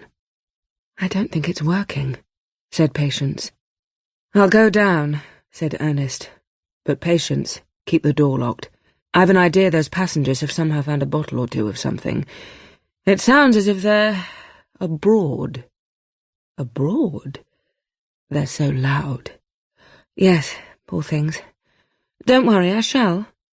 And with that, he exited, not leaving until he heard her turning the key in the solid lock. The rain hit him like a bucket of river water. He ran in darkness, instantly drenched, towards the Rolls-Royce. Reaching John, he shouted over the sound of the rain, already wet through. "John!" "Damn it!" cried John. "I'll not stay under that roof." "It's too dark. The spark plugs will be saturated. Let's go in." "In?" shouted John. "Would you desert them? I'm not sleeping in that house." His voice was hard. "John, be reasonable. The groom and his boy are still not back. There are ladies." "Ha! There are ladies inside, and if something should happen—" What might happen? John was at last paying attention. "We're utterly outnumbered." "I see. Come on, then." And with that, they returned to the house. In the hall, John and Ernest peeled off their dripping jackets. Oddly, the singing and talking were even louder than before, disembodied in the emptiness, and the smell of decay hung in the air. A lusty voice behind them, a woman's voice, sang out loudly, "Daisy, Daisy, give me your answer, do. I'm half crazy." But when they turned, there was nobody there at all, just the empty corridor. They ran up the stairs and met the others coming the other way. "Goodness," said Patience, "Mrs. Swift." And they went together to see about her. Clovis, rallying, knocked. "Mother!" Silence. "You ought to come out," Emerald said gently to the blank panelling in front of her. "The passengers are all over the house. We need to manage them. Do you know where—" She didn't say Traversham Beecher's name, not just because she couldn't remember it, but because the thought of him was so loathsome to her. "Do you know where the other guest has got to?" "Mother?" There was no sound from behind the door. "Mrs. Swift?" asked Ernest. "Yes. Here. Not coming out," came their hostess's firm reply. "I think you ought," said Emerald. "Go away," said Charlotte behind the door. "Lock your door, Mrs. Swift," said Ernest urgently over his shoulder as they retreated. Charlotte heard their departing steps. The door was already locked. They had interrupted her in pacing the floor, wringing her handkerchief and tossing her lace-edged garments about the room in an approximation of packing. She was ruined anyway, but she could still escape. She could slip out before her husband's return. At the thought of the stalwart, honourable Edward Swift, she gave an involuntary yelp. Staring out, she could see only her own pale reflection. She willed Robert, Stanley, and the cart to reappear.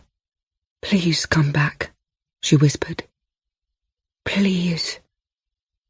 "They aren't coming," said a cool male voice behind her. Charlotte spun around to see, before her disbelieving eyes, Traversham Beecher's standing in the middle of the room. "Good God!" she uttered. "You—" She had been going to say, "must leave," but found her breath failing her. There was no other way but through the bedroom door or the window into the room, and both were securely fastened. "Packing, Lottie?" he asked lightly. "Yes. You've done for me." "For your reputation, at any rate." "What else is there?" "Everything that you've made here," he mused. Charlotte, despite herself, worn down, began to sob wretchedly. "You have ruined me." "You did that before you ever met me." "I'm to lose this house anyway." "Why is that? Your husband throw you out when he hears about you, will he?" "Most likely. But that's not it. We're stony broke. I'm dispossessed and impoverished." "Do I weep for you?" "I do not." "I'm leaving," she said. "The cart will be back soon. Robert and Stanley." "I sent them away, Charlotte." "You?" she said, facing him. "Of course." He was contemptuous. "Who do you think got rid of them? Had left you defenceless?" "The railway?" She felt her legs give way beneath her. As she reluctantly watched, he seemed to change. Could it be true? One moment, sharply outlined against the paleness of her room, it was as if he'd blurred his edges, wobbling his perimeter like a soap bubble. Was she mad? Was she dreaming? Charlie Traversham Beecher's was being replaced. His wine-coloured waistcoat darkened to flint, and as she watched, darkened further to black. Her eyes fixed glassily upon his gold watch-chain. As it seemed to thicken, it did thicken, not just in the dilating focus of her fearful eye, but actually from delicate gold cord to coarse brass links. She dragged her gaze up his chest to his face once more. His hair, gleamingly oiled, combed back above his evil ears, became stuck up and clogged with wool or dust, then more so, piling on lumpishly, until it became not hair at all, but the thick felt stuff of a hat. A railway worker's hat. The railway badge, in all its metal solidity, glinted into hard existence. She was transfixed. He came towards her. A porter. A railway porter. "There's been a dreadful accident on a branch line, sir." Continuing to advance, he smiled. "You'll have to get down to the crossroads, sir, to collect them. Take them up to Stern, if you would. The railway would be very much obliged to you." Then, in a flash, faster than the disappearance of steam in a room, a great deal faster than the puff of smoke of a stage magician, the porter was gone, and Traversham Beecher's was back. He was sitting on the bed across from her, too close, idly plucking a cigar from his pocket and panting a little hoarsely from his efforts. "Well, here we are again." The watch alone, though, seemed to have forgotten to change back. It hung heavily, swinging on its brass chain, brushing the paisley of the eiderdown ever so lightly with each diminishing arc. Charlotte, who might have fainted or dashed around the room distracted or begun to cry again, did none of these things. She screamed. She screamed so that the halls and doorways and floorboards of Stern reverberated with her terror. Smudge heard the scream and froze. "Mother?" she whispered. The pony, Lady, at the sound, scrambled at last to her feet, ears pricked, nervously. The clamouring passengers in the hall, John, holding a stick above his head, Ernest, attempting to speak over the noise, patients on the stairs, all were brought to a standstill as the scream rang out. "God," said Clovis, and ran back towards the sound. With Florence running behind, Emerald and Clovis joined the others in the hall, and, communicating horror with not a word uttered between them, they all advanced up the staircase. The passengers, arrested, stood below like a silent forest of ragged, misty trees, watching them. "I'll go," said John, as they reached the landing, and he strode to Charlotte's door, banging loudly upon it and demanding, "Who's there? Mrs. Swift? Open your door!" At the sound of John's fist upon the door, Smudge, lodged against the slippery roof, began to hurry weakly towards Charlotte's balcony. Her boots slithered on the tiles, and only narrowly did she escape tripping and falling. Steadied by danger, more slowly, she resumed her inching journey along the roof. In the bedroom, Traversham Beeches had shot across the bed and grasped Charlotte's wrist firmly. "Charlotte," he said, his eyes growing hugely in his head like spreading inkstains. "Charlotte, why did you leave me?" She glanced down at his now slightly peeling and weakened fingers. "Whatever is the matter with your hands?" "It's—" He looked himself, but before he could go on, John banged on the door with his shout of, "Who's there?" Charlotte extracted her wrist from the villain's grip slowly, and leaving him, sickening it seemed, as he contemplated his crumbling nails and softening digits, she crossed feebly to the door and opened it. John, Clovis, Emerald, Ernest, Patience, and Florence surged into the room. Charlotte flew straight into Clovis's arms.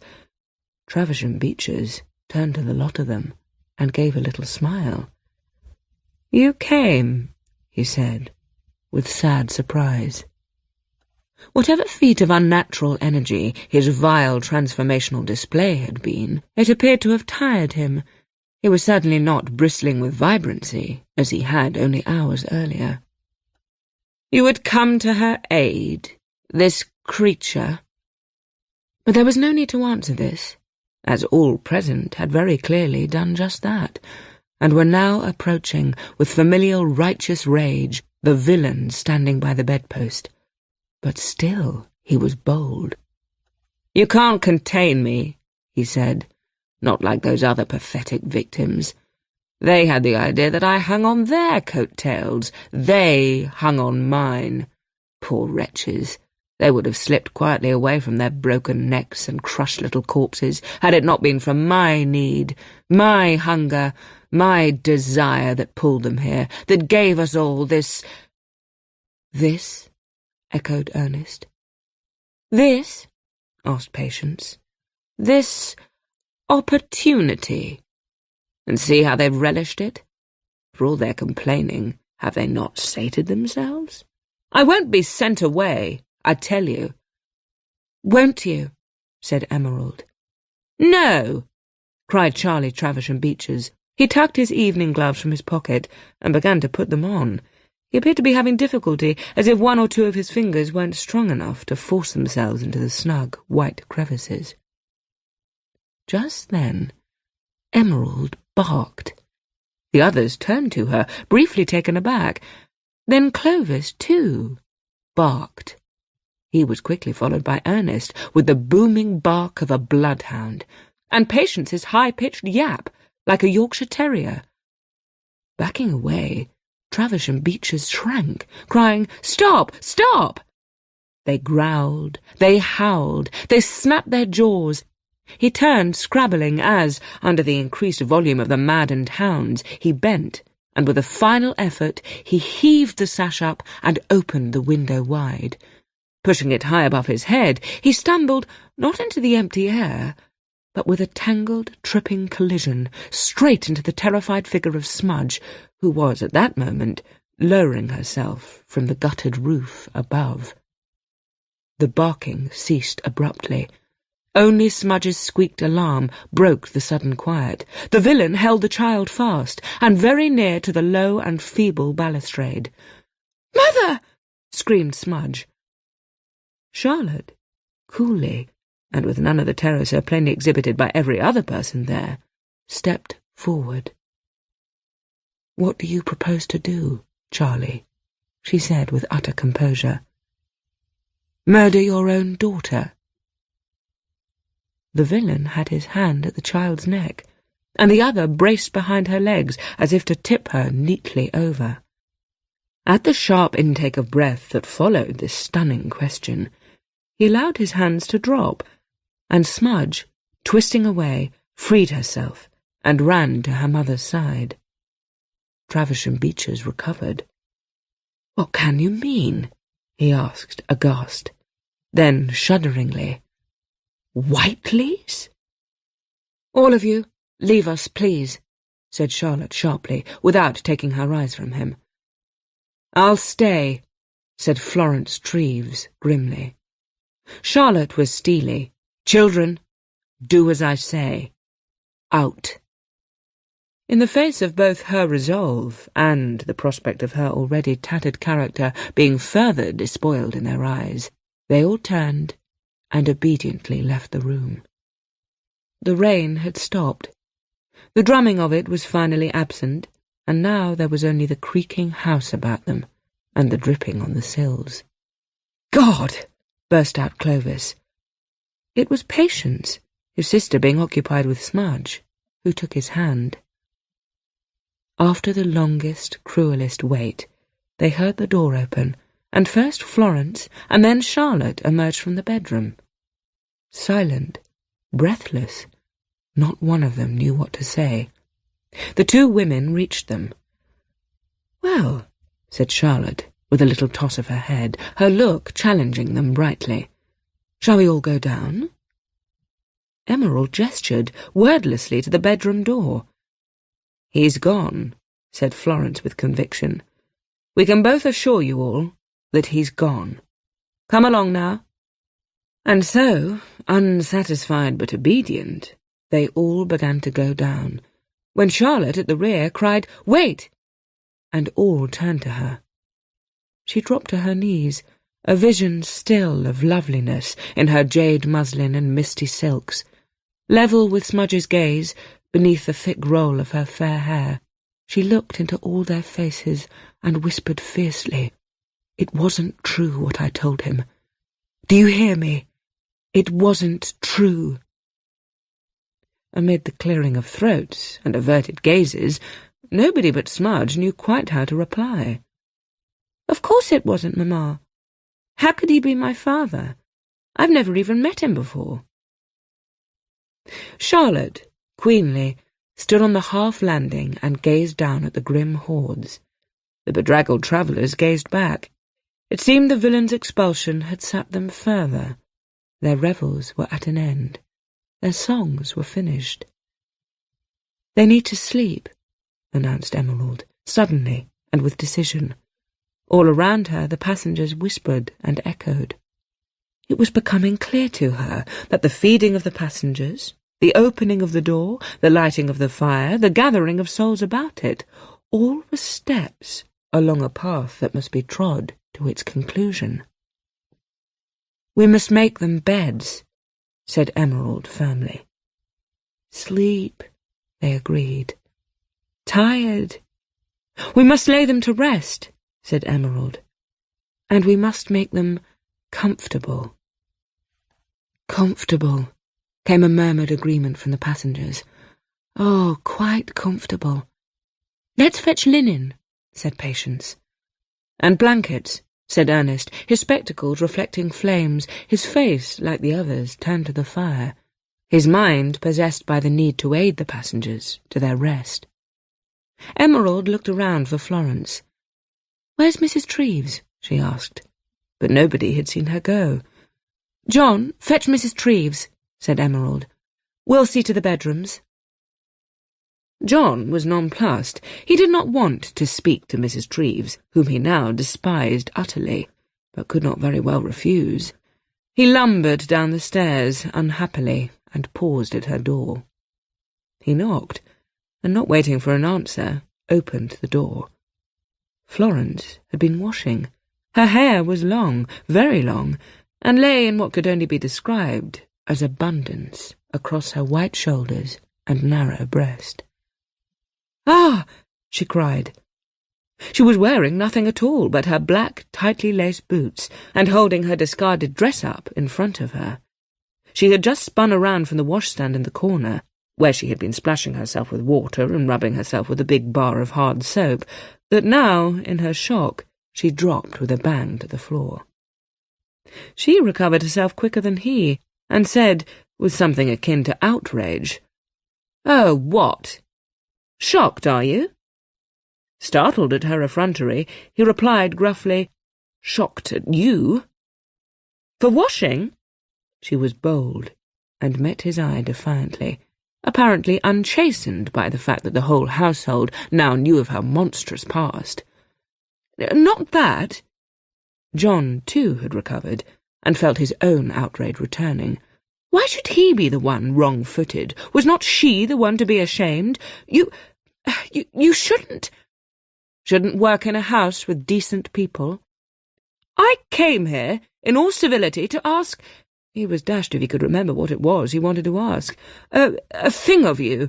And you go off shouting like a— All of this was unfamiliar to him. He knew he ought to have authority. A man, her superior. But he had never been faced with an angry, half-clothed woman before, and as he gathered his thoughts, she threw at him, "Like a fishwife? A slut?" Far from being silenced by him, she was, oh God, she was advancing. She gleamed with the water from washing. She glowed with anger. Her long, dark hair swirled like a furiously advancing mermaid, and all John could think of was that he must be in the grip of some dream, that she, Mrs. Treves, in all her angular austerity, had been replaced by this harridan, this Maenad, this naked abandonment to femininity.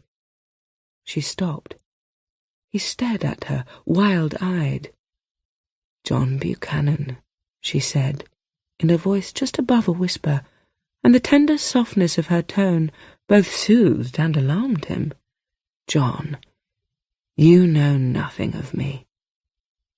He gazed into her eyes, blue, as she continued, "Before I was like this, I was loved." Whatever shocking thing he had thought might issue from her, it was not this. "My husband loved me," she said miserably. Her husband? John examined this. Could it be she was not entirely described by her shameful past, that she had other concerns, more poignant? She came closer yet, her face dissolving in his vision into sweetness. "We should have liked a boy," she said, and kissed him. And John kissed her back. Her face smelled of soap. She stopped and looked at him. "Oh, good God," she said in shock. And that would have been an end to it, except that John, as easily as if he had meant to do it all along, and not at all surprised at himself, pulled the black silk dress from her hand and tossed it like a dead thing to the ground.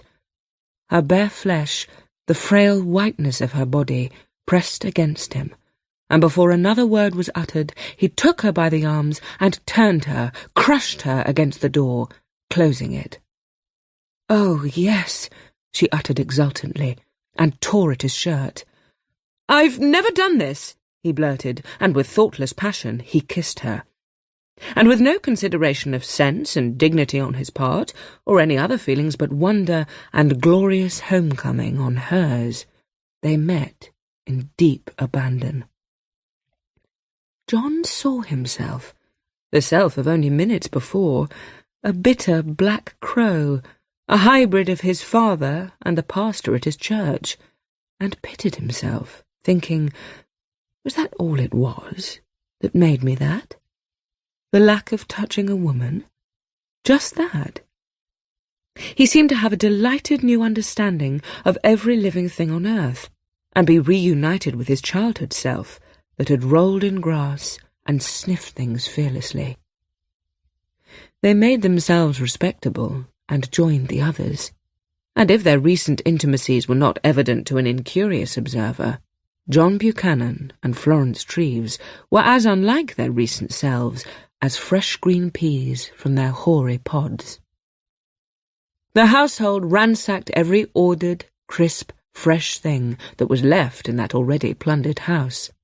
Like a herd of rampant cattle, they charged through the place, whisking up lace, damask, frothy cottons in their arms, and depositing them triumphantly onto the gallery of the old house, where makeshift heaps of broken wheels and carriage springs, sheep hurdles and dank old bales made beds. Beds fit for bodies to be laid out on.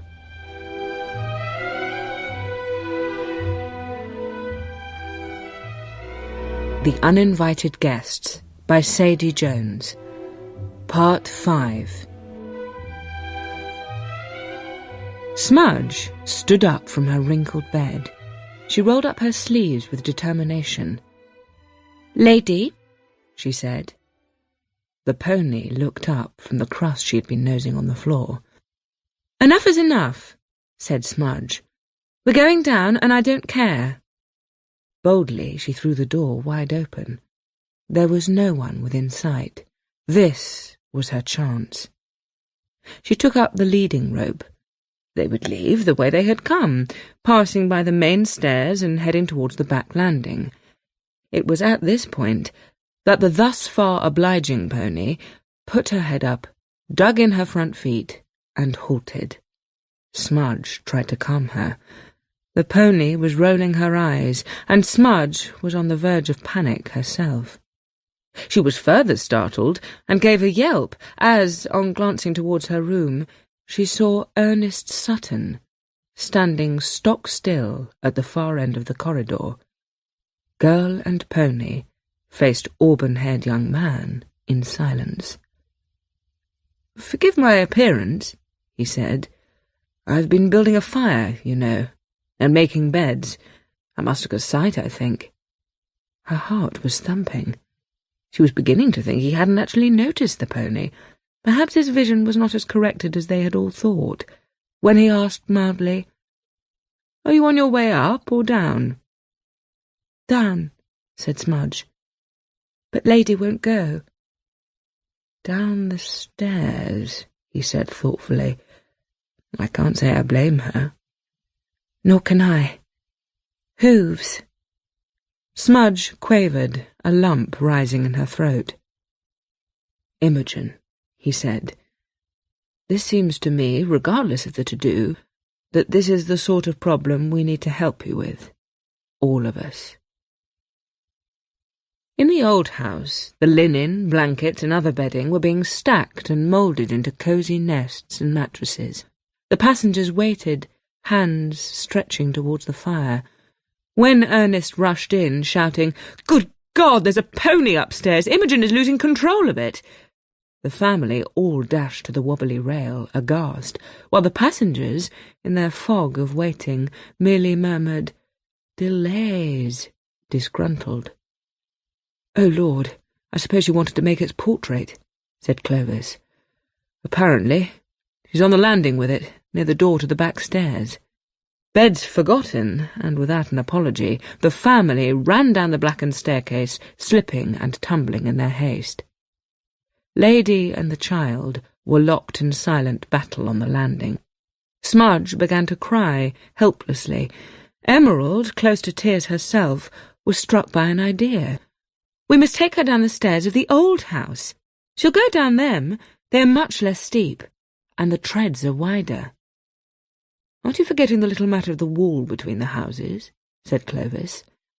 "We can break it down," said Emerald. "My bedroom wall," said Smudge eagerly. "Break it down?" Charlotte was shocked. "Oh, Mother, it's only a wall. The men can do it, can't you?" "If you wish it," said Ernest, struck by her beauty. "You're as mad as old Smudge," said Clovis cheerfully. "Let's try it. We can cover the steps with mud and stones. It will be just like the ground outside. She'll go down like a lamb." The pony and child were sent to Clovis's bedroom, where Smudge fell asleep on the bed, and Lady looked out of the window, stupidly. "Come," cried Florence Treves, "wheelbarrows!" And all 7 of them raced from the front of the house into the wild and billowing night. The heaving of wet earth began. Ernest, Florence, Charlotte, with sudden wild enthusiasm for toil, Emerald, Clovis, Patience, all took up tools and worked. From dark night to dim house they journeyed, and slapped shovelfuls of soil onto the steps of the great stair. There was a curious satisfaction in it.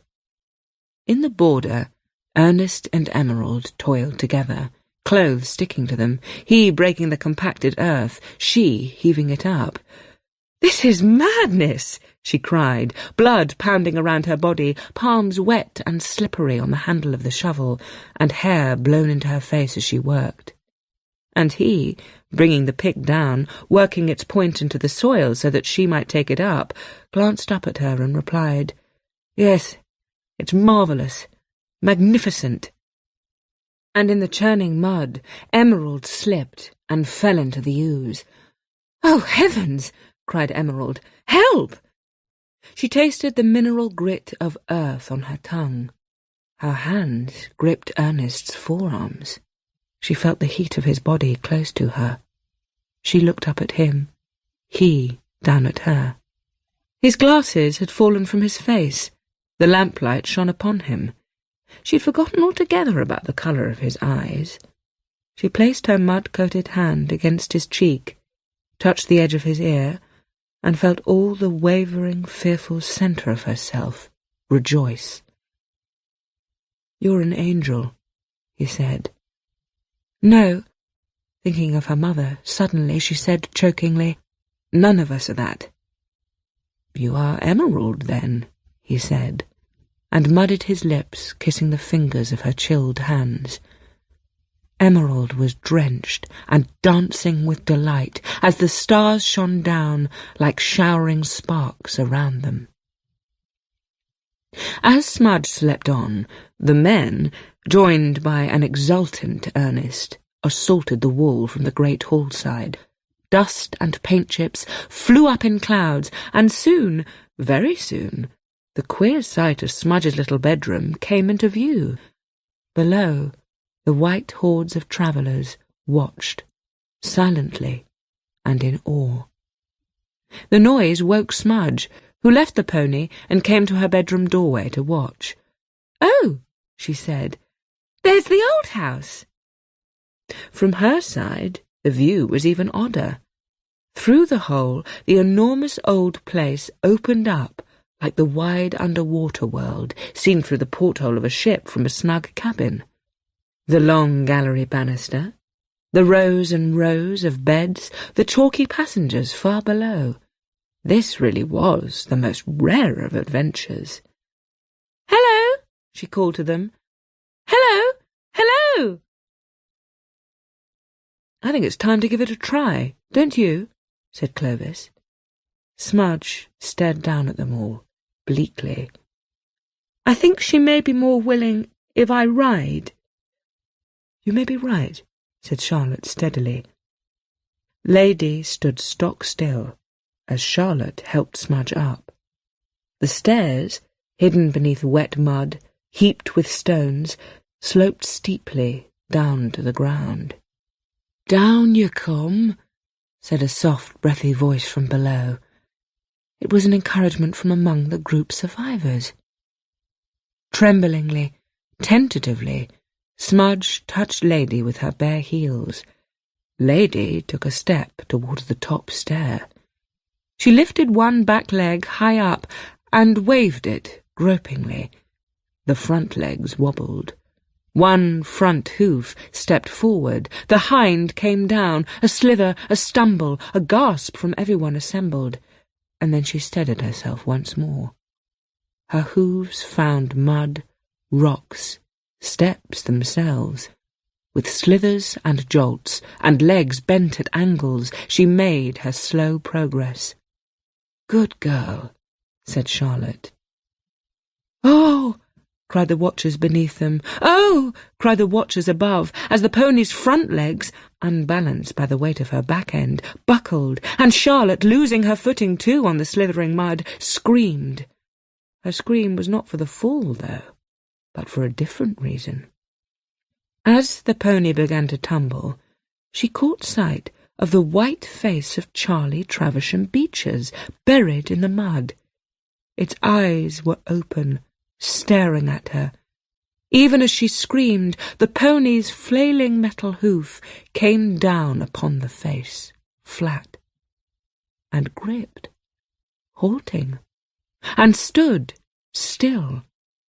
The fall was arrested. The pony threw up its head. The man's face, pressed deeper into the mud, disappeared altogether. Above, the household craned and stared. Around and below, the host of wan visitors watched in dread silence. A few more steps, this pony could have jumped down now she'd had a mind to, and they had reached the ground. "There," said Charlotte, and swallowed, and gave a laugh that was very like a sob. Smudge slithered gratefully from Lady's back and into her mother's arms. One by one, and bit by bit, the torn and tarnished passengers found places and laid their heads down.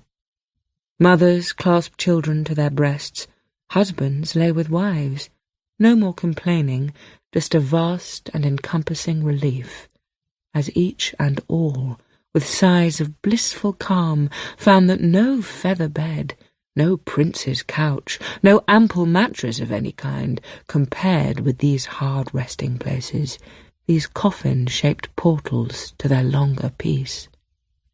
Laid out in rows, calmly stretching out their limbs, where they had them, all crossing their hands across their chests and breathing their last and pleasant breaths, they fell into deep, deep oblivion, and were released. All was utter and human stillness in the old house, among the living and the dead. "I think it's time we rested too," said Charlotte, and they all withdrew, excited, fevered, believing they would never sleep. Each of them was met, one, by flat exhaustion, and perhaps the easing of some wakeful spell that had fired them, until at last, like the sated passengers, they slumbered in oblivion. Florence, Florence Treves, she made a different shape that night. Where once she had slept alert, almost standing, like the animals in the fields, guarded against life, that night she was loose-limbed, deep, deep, deep in trusting restorative sleep, with John Buchanan beside her, just for warmth. And Charlotte slept on her window seat, watching for her husband. Night drew back on a mild, delightful day.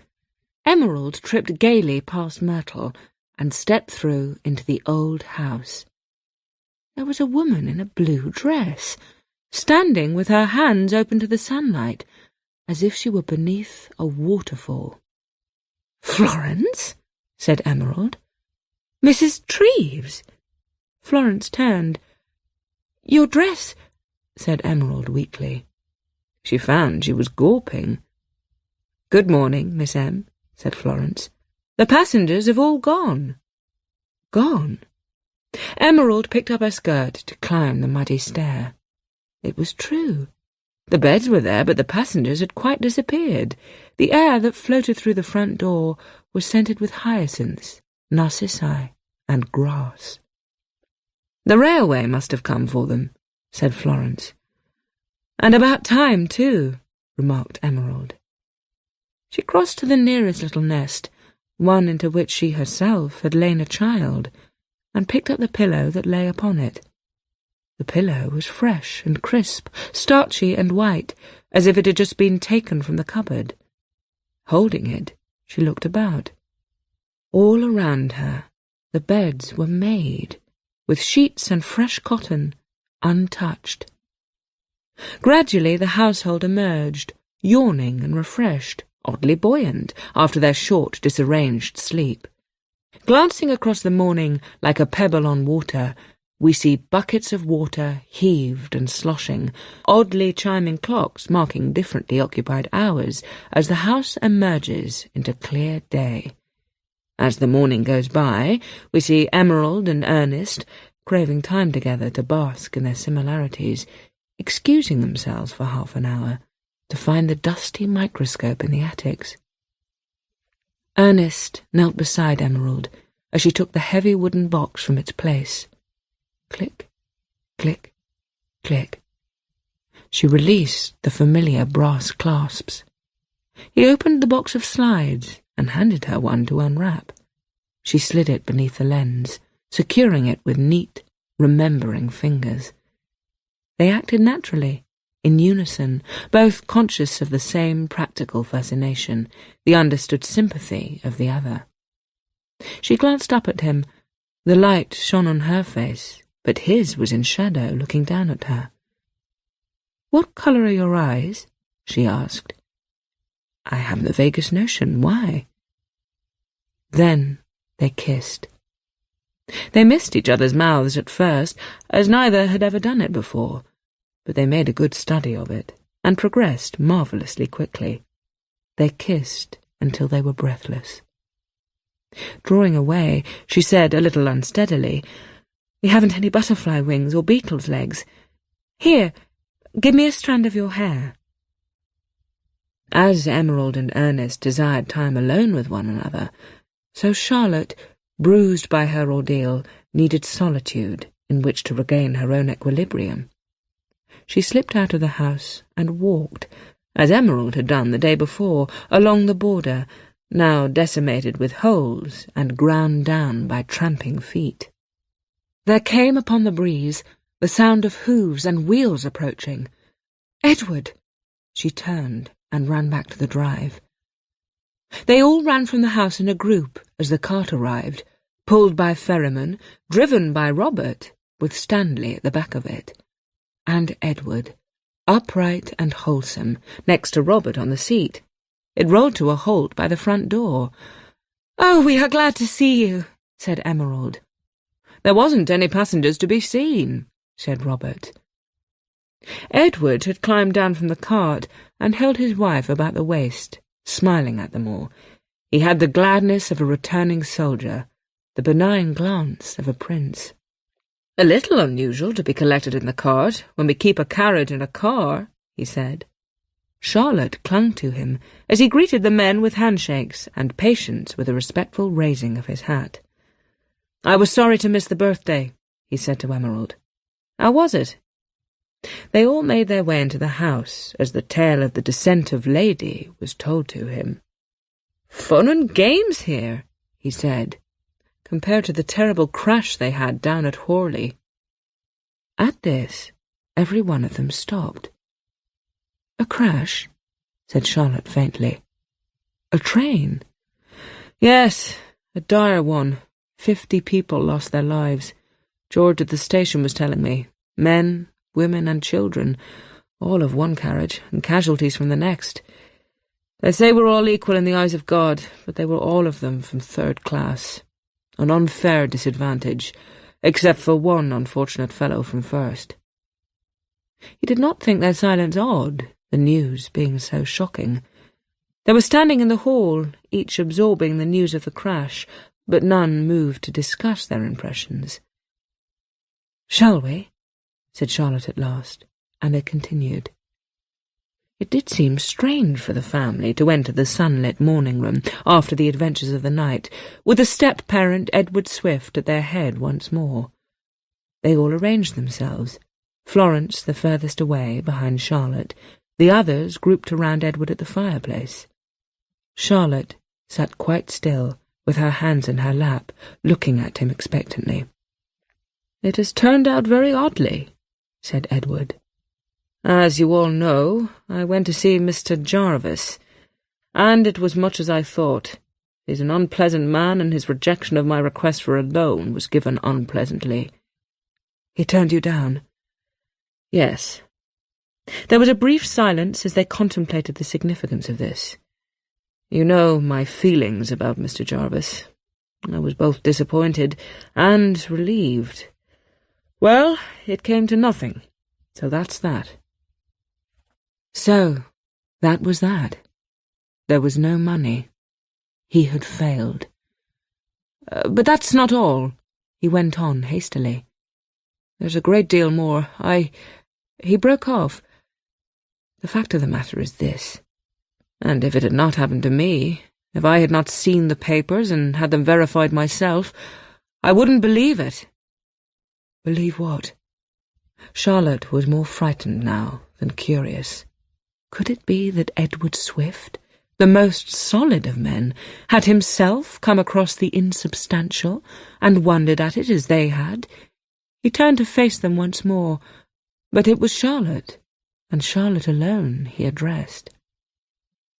"Somebody from your past has taken a hand in our affairs." His words were leaden. "Oh?" said Charlotte. She reached her hand blindly behind her and found it gripped warmly by Florence Treve's strong fingers. "A most extraordinary and wonderful thing has happened." "Wonderful?" echoed Charlotte in a whisper.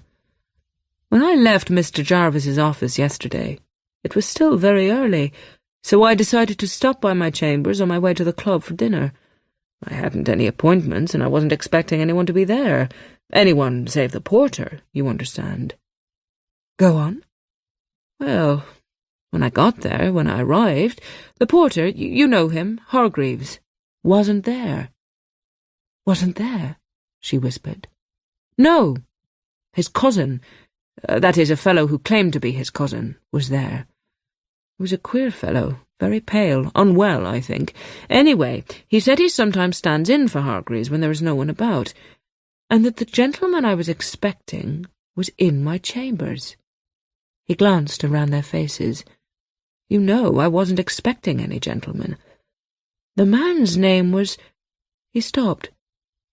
"Well, it was Modkin, or Malcolm, or— Oh, Lord, it's not like me to forget a fellow's name. It was Martin, then. Whatever it was, he was an old man, weak, possibly distinguished, and he claimed to have business with me. And what's more, that I had known about it for a fortnight. Am I soft in the head, Charlotte?" "No, Edward." "He said I'd known about it, and that he was in Manchester on another matter, but that he had thought it would be more civil and appropriate to speak to me face to face, given the large sum of money." "What large sum of money?" "The one left to Horace.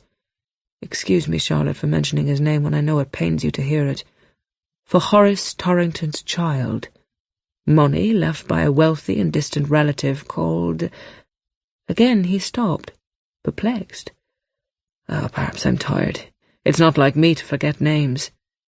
"Sit down, go on," said Charlotte. He sat, and doing so, he drew a narrow sheaf of papers, tied with a black ribbon, from his breast pocket.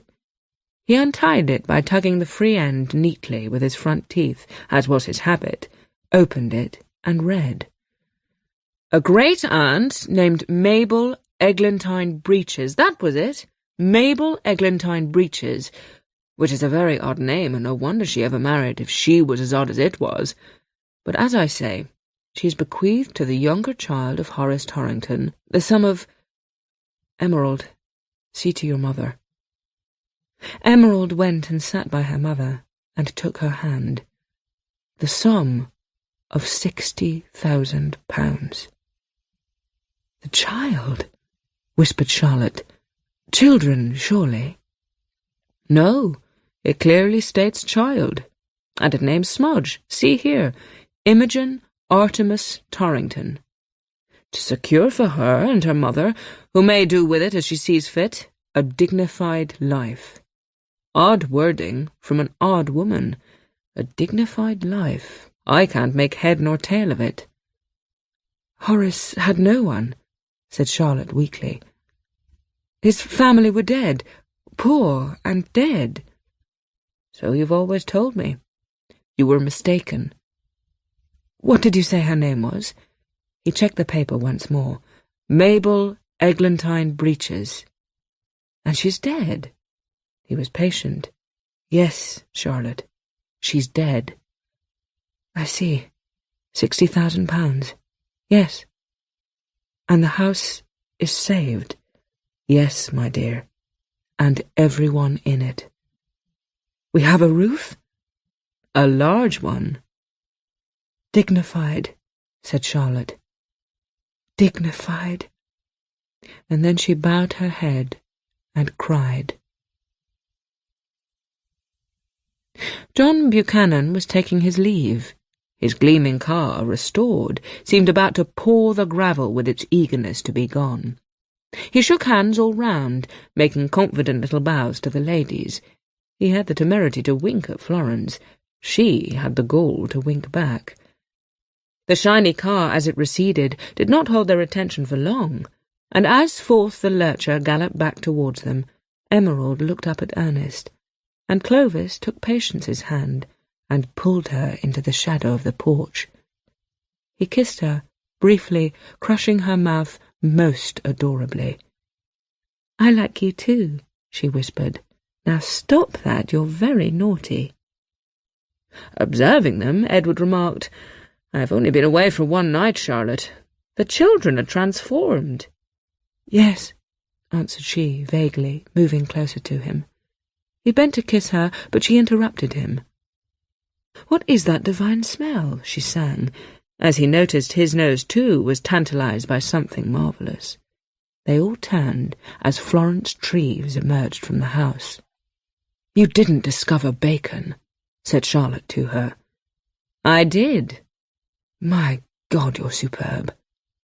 The spring morning, a tolerably clean house, fresh clothes, love, and 4 pounds of bacon were to the Torrington Swifts and their guests the very pinnacle of bliss. The dining room was bare of decoration, only themselves, the plates, the huge pile of rashers, and jugs of coffee, with a tiny amount of cream between all of them. Emerald sat close to Ernest, wondering at the way the sunlight touched his cheek and the dazzling deep hues of his hair. His eyes were amber, now she could see them in daylight.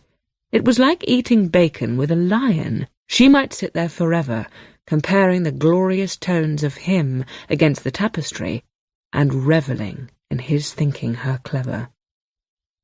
They had no bread and no eggs either, nothing but the heaped rashers that were alternately crispy and juicy, wet with hot fat and gorgeously salty. "We should keep hens," said Emerald. Charlotte gave a shrug and said, "Oh, you know hens. They're so small-minded." To which there was no sensible reply.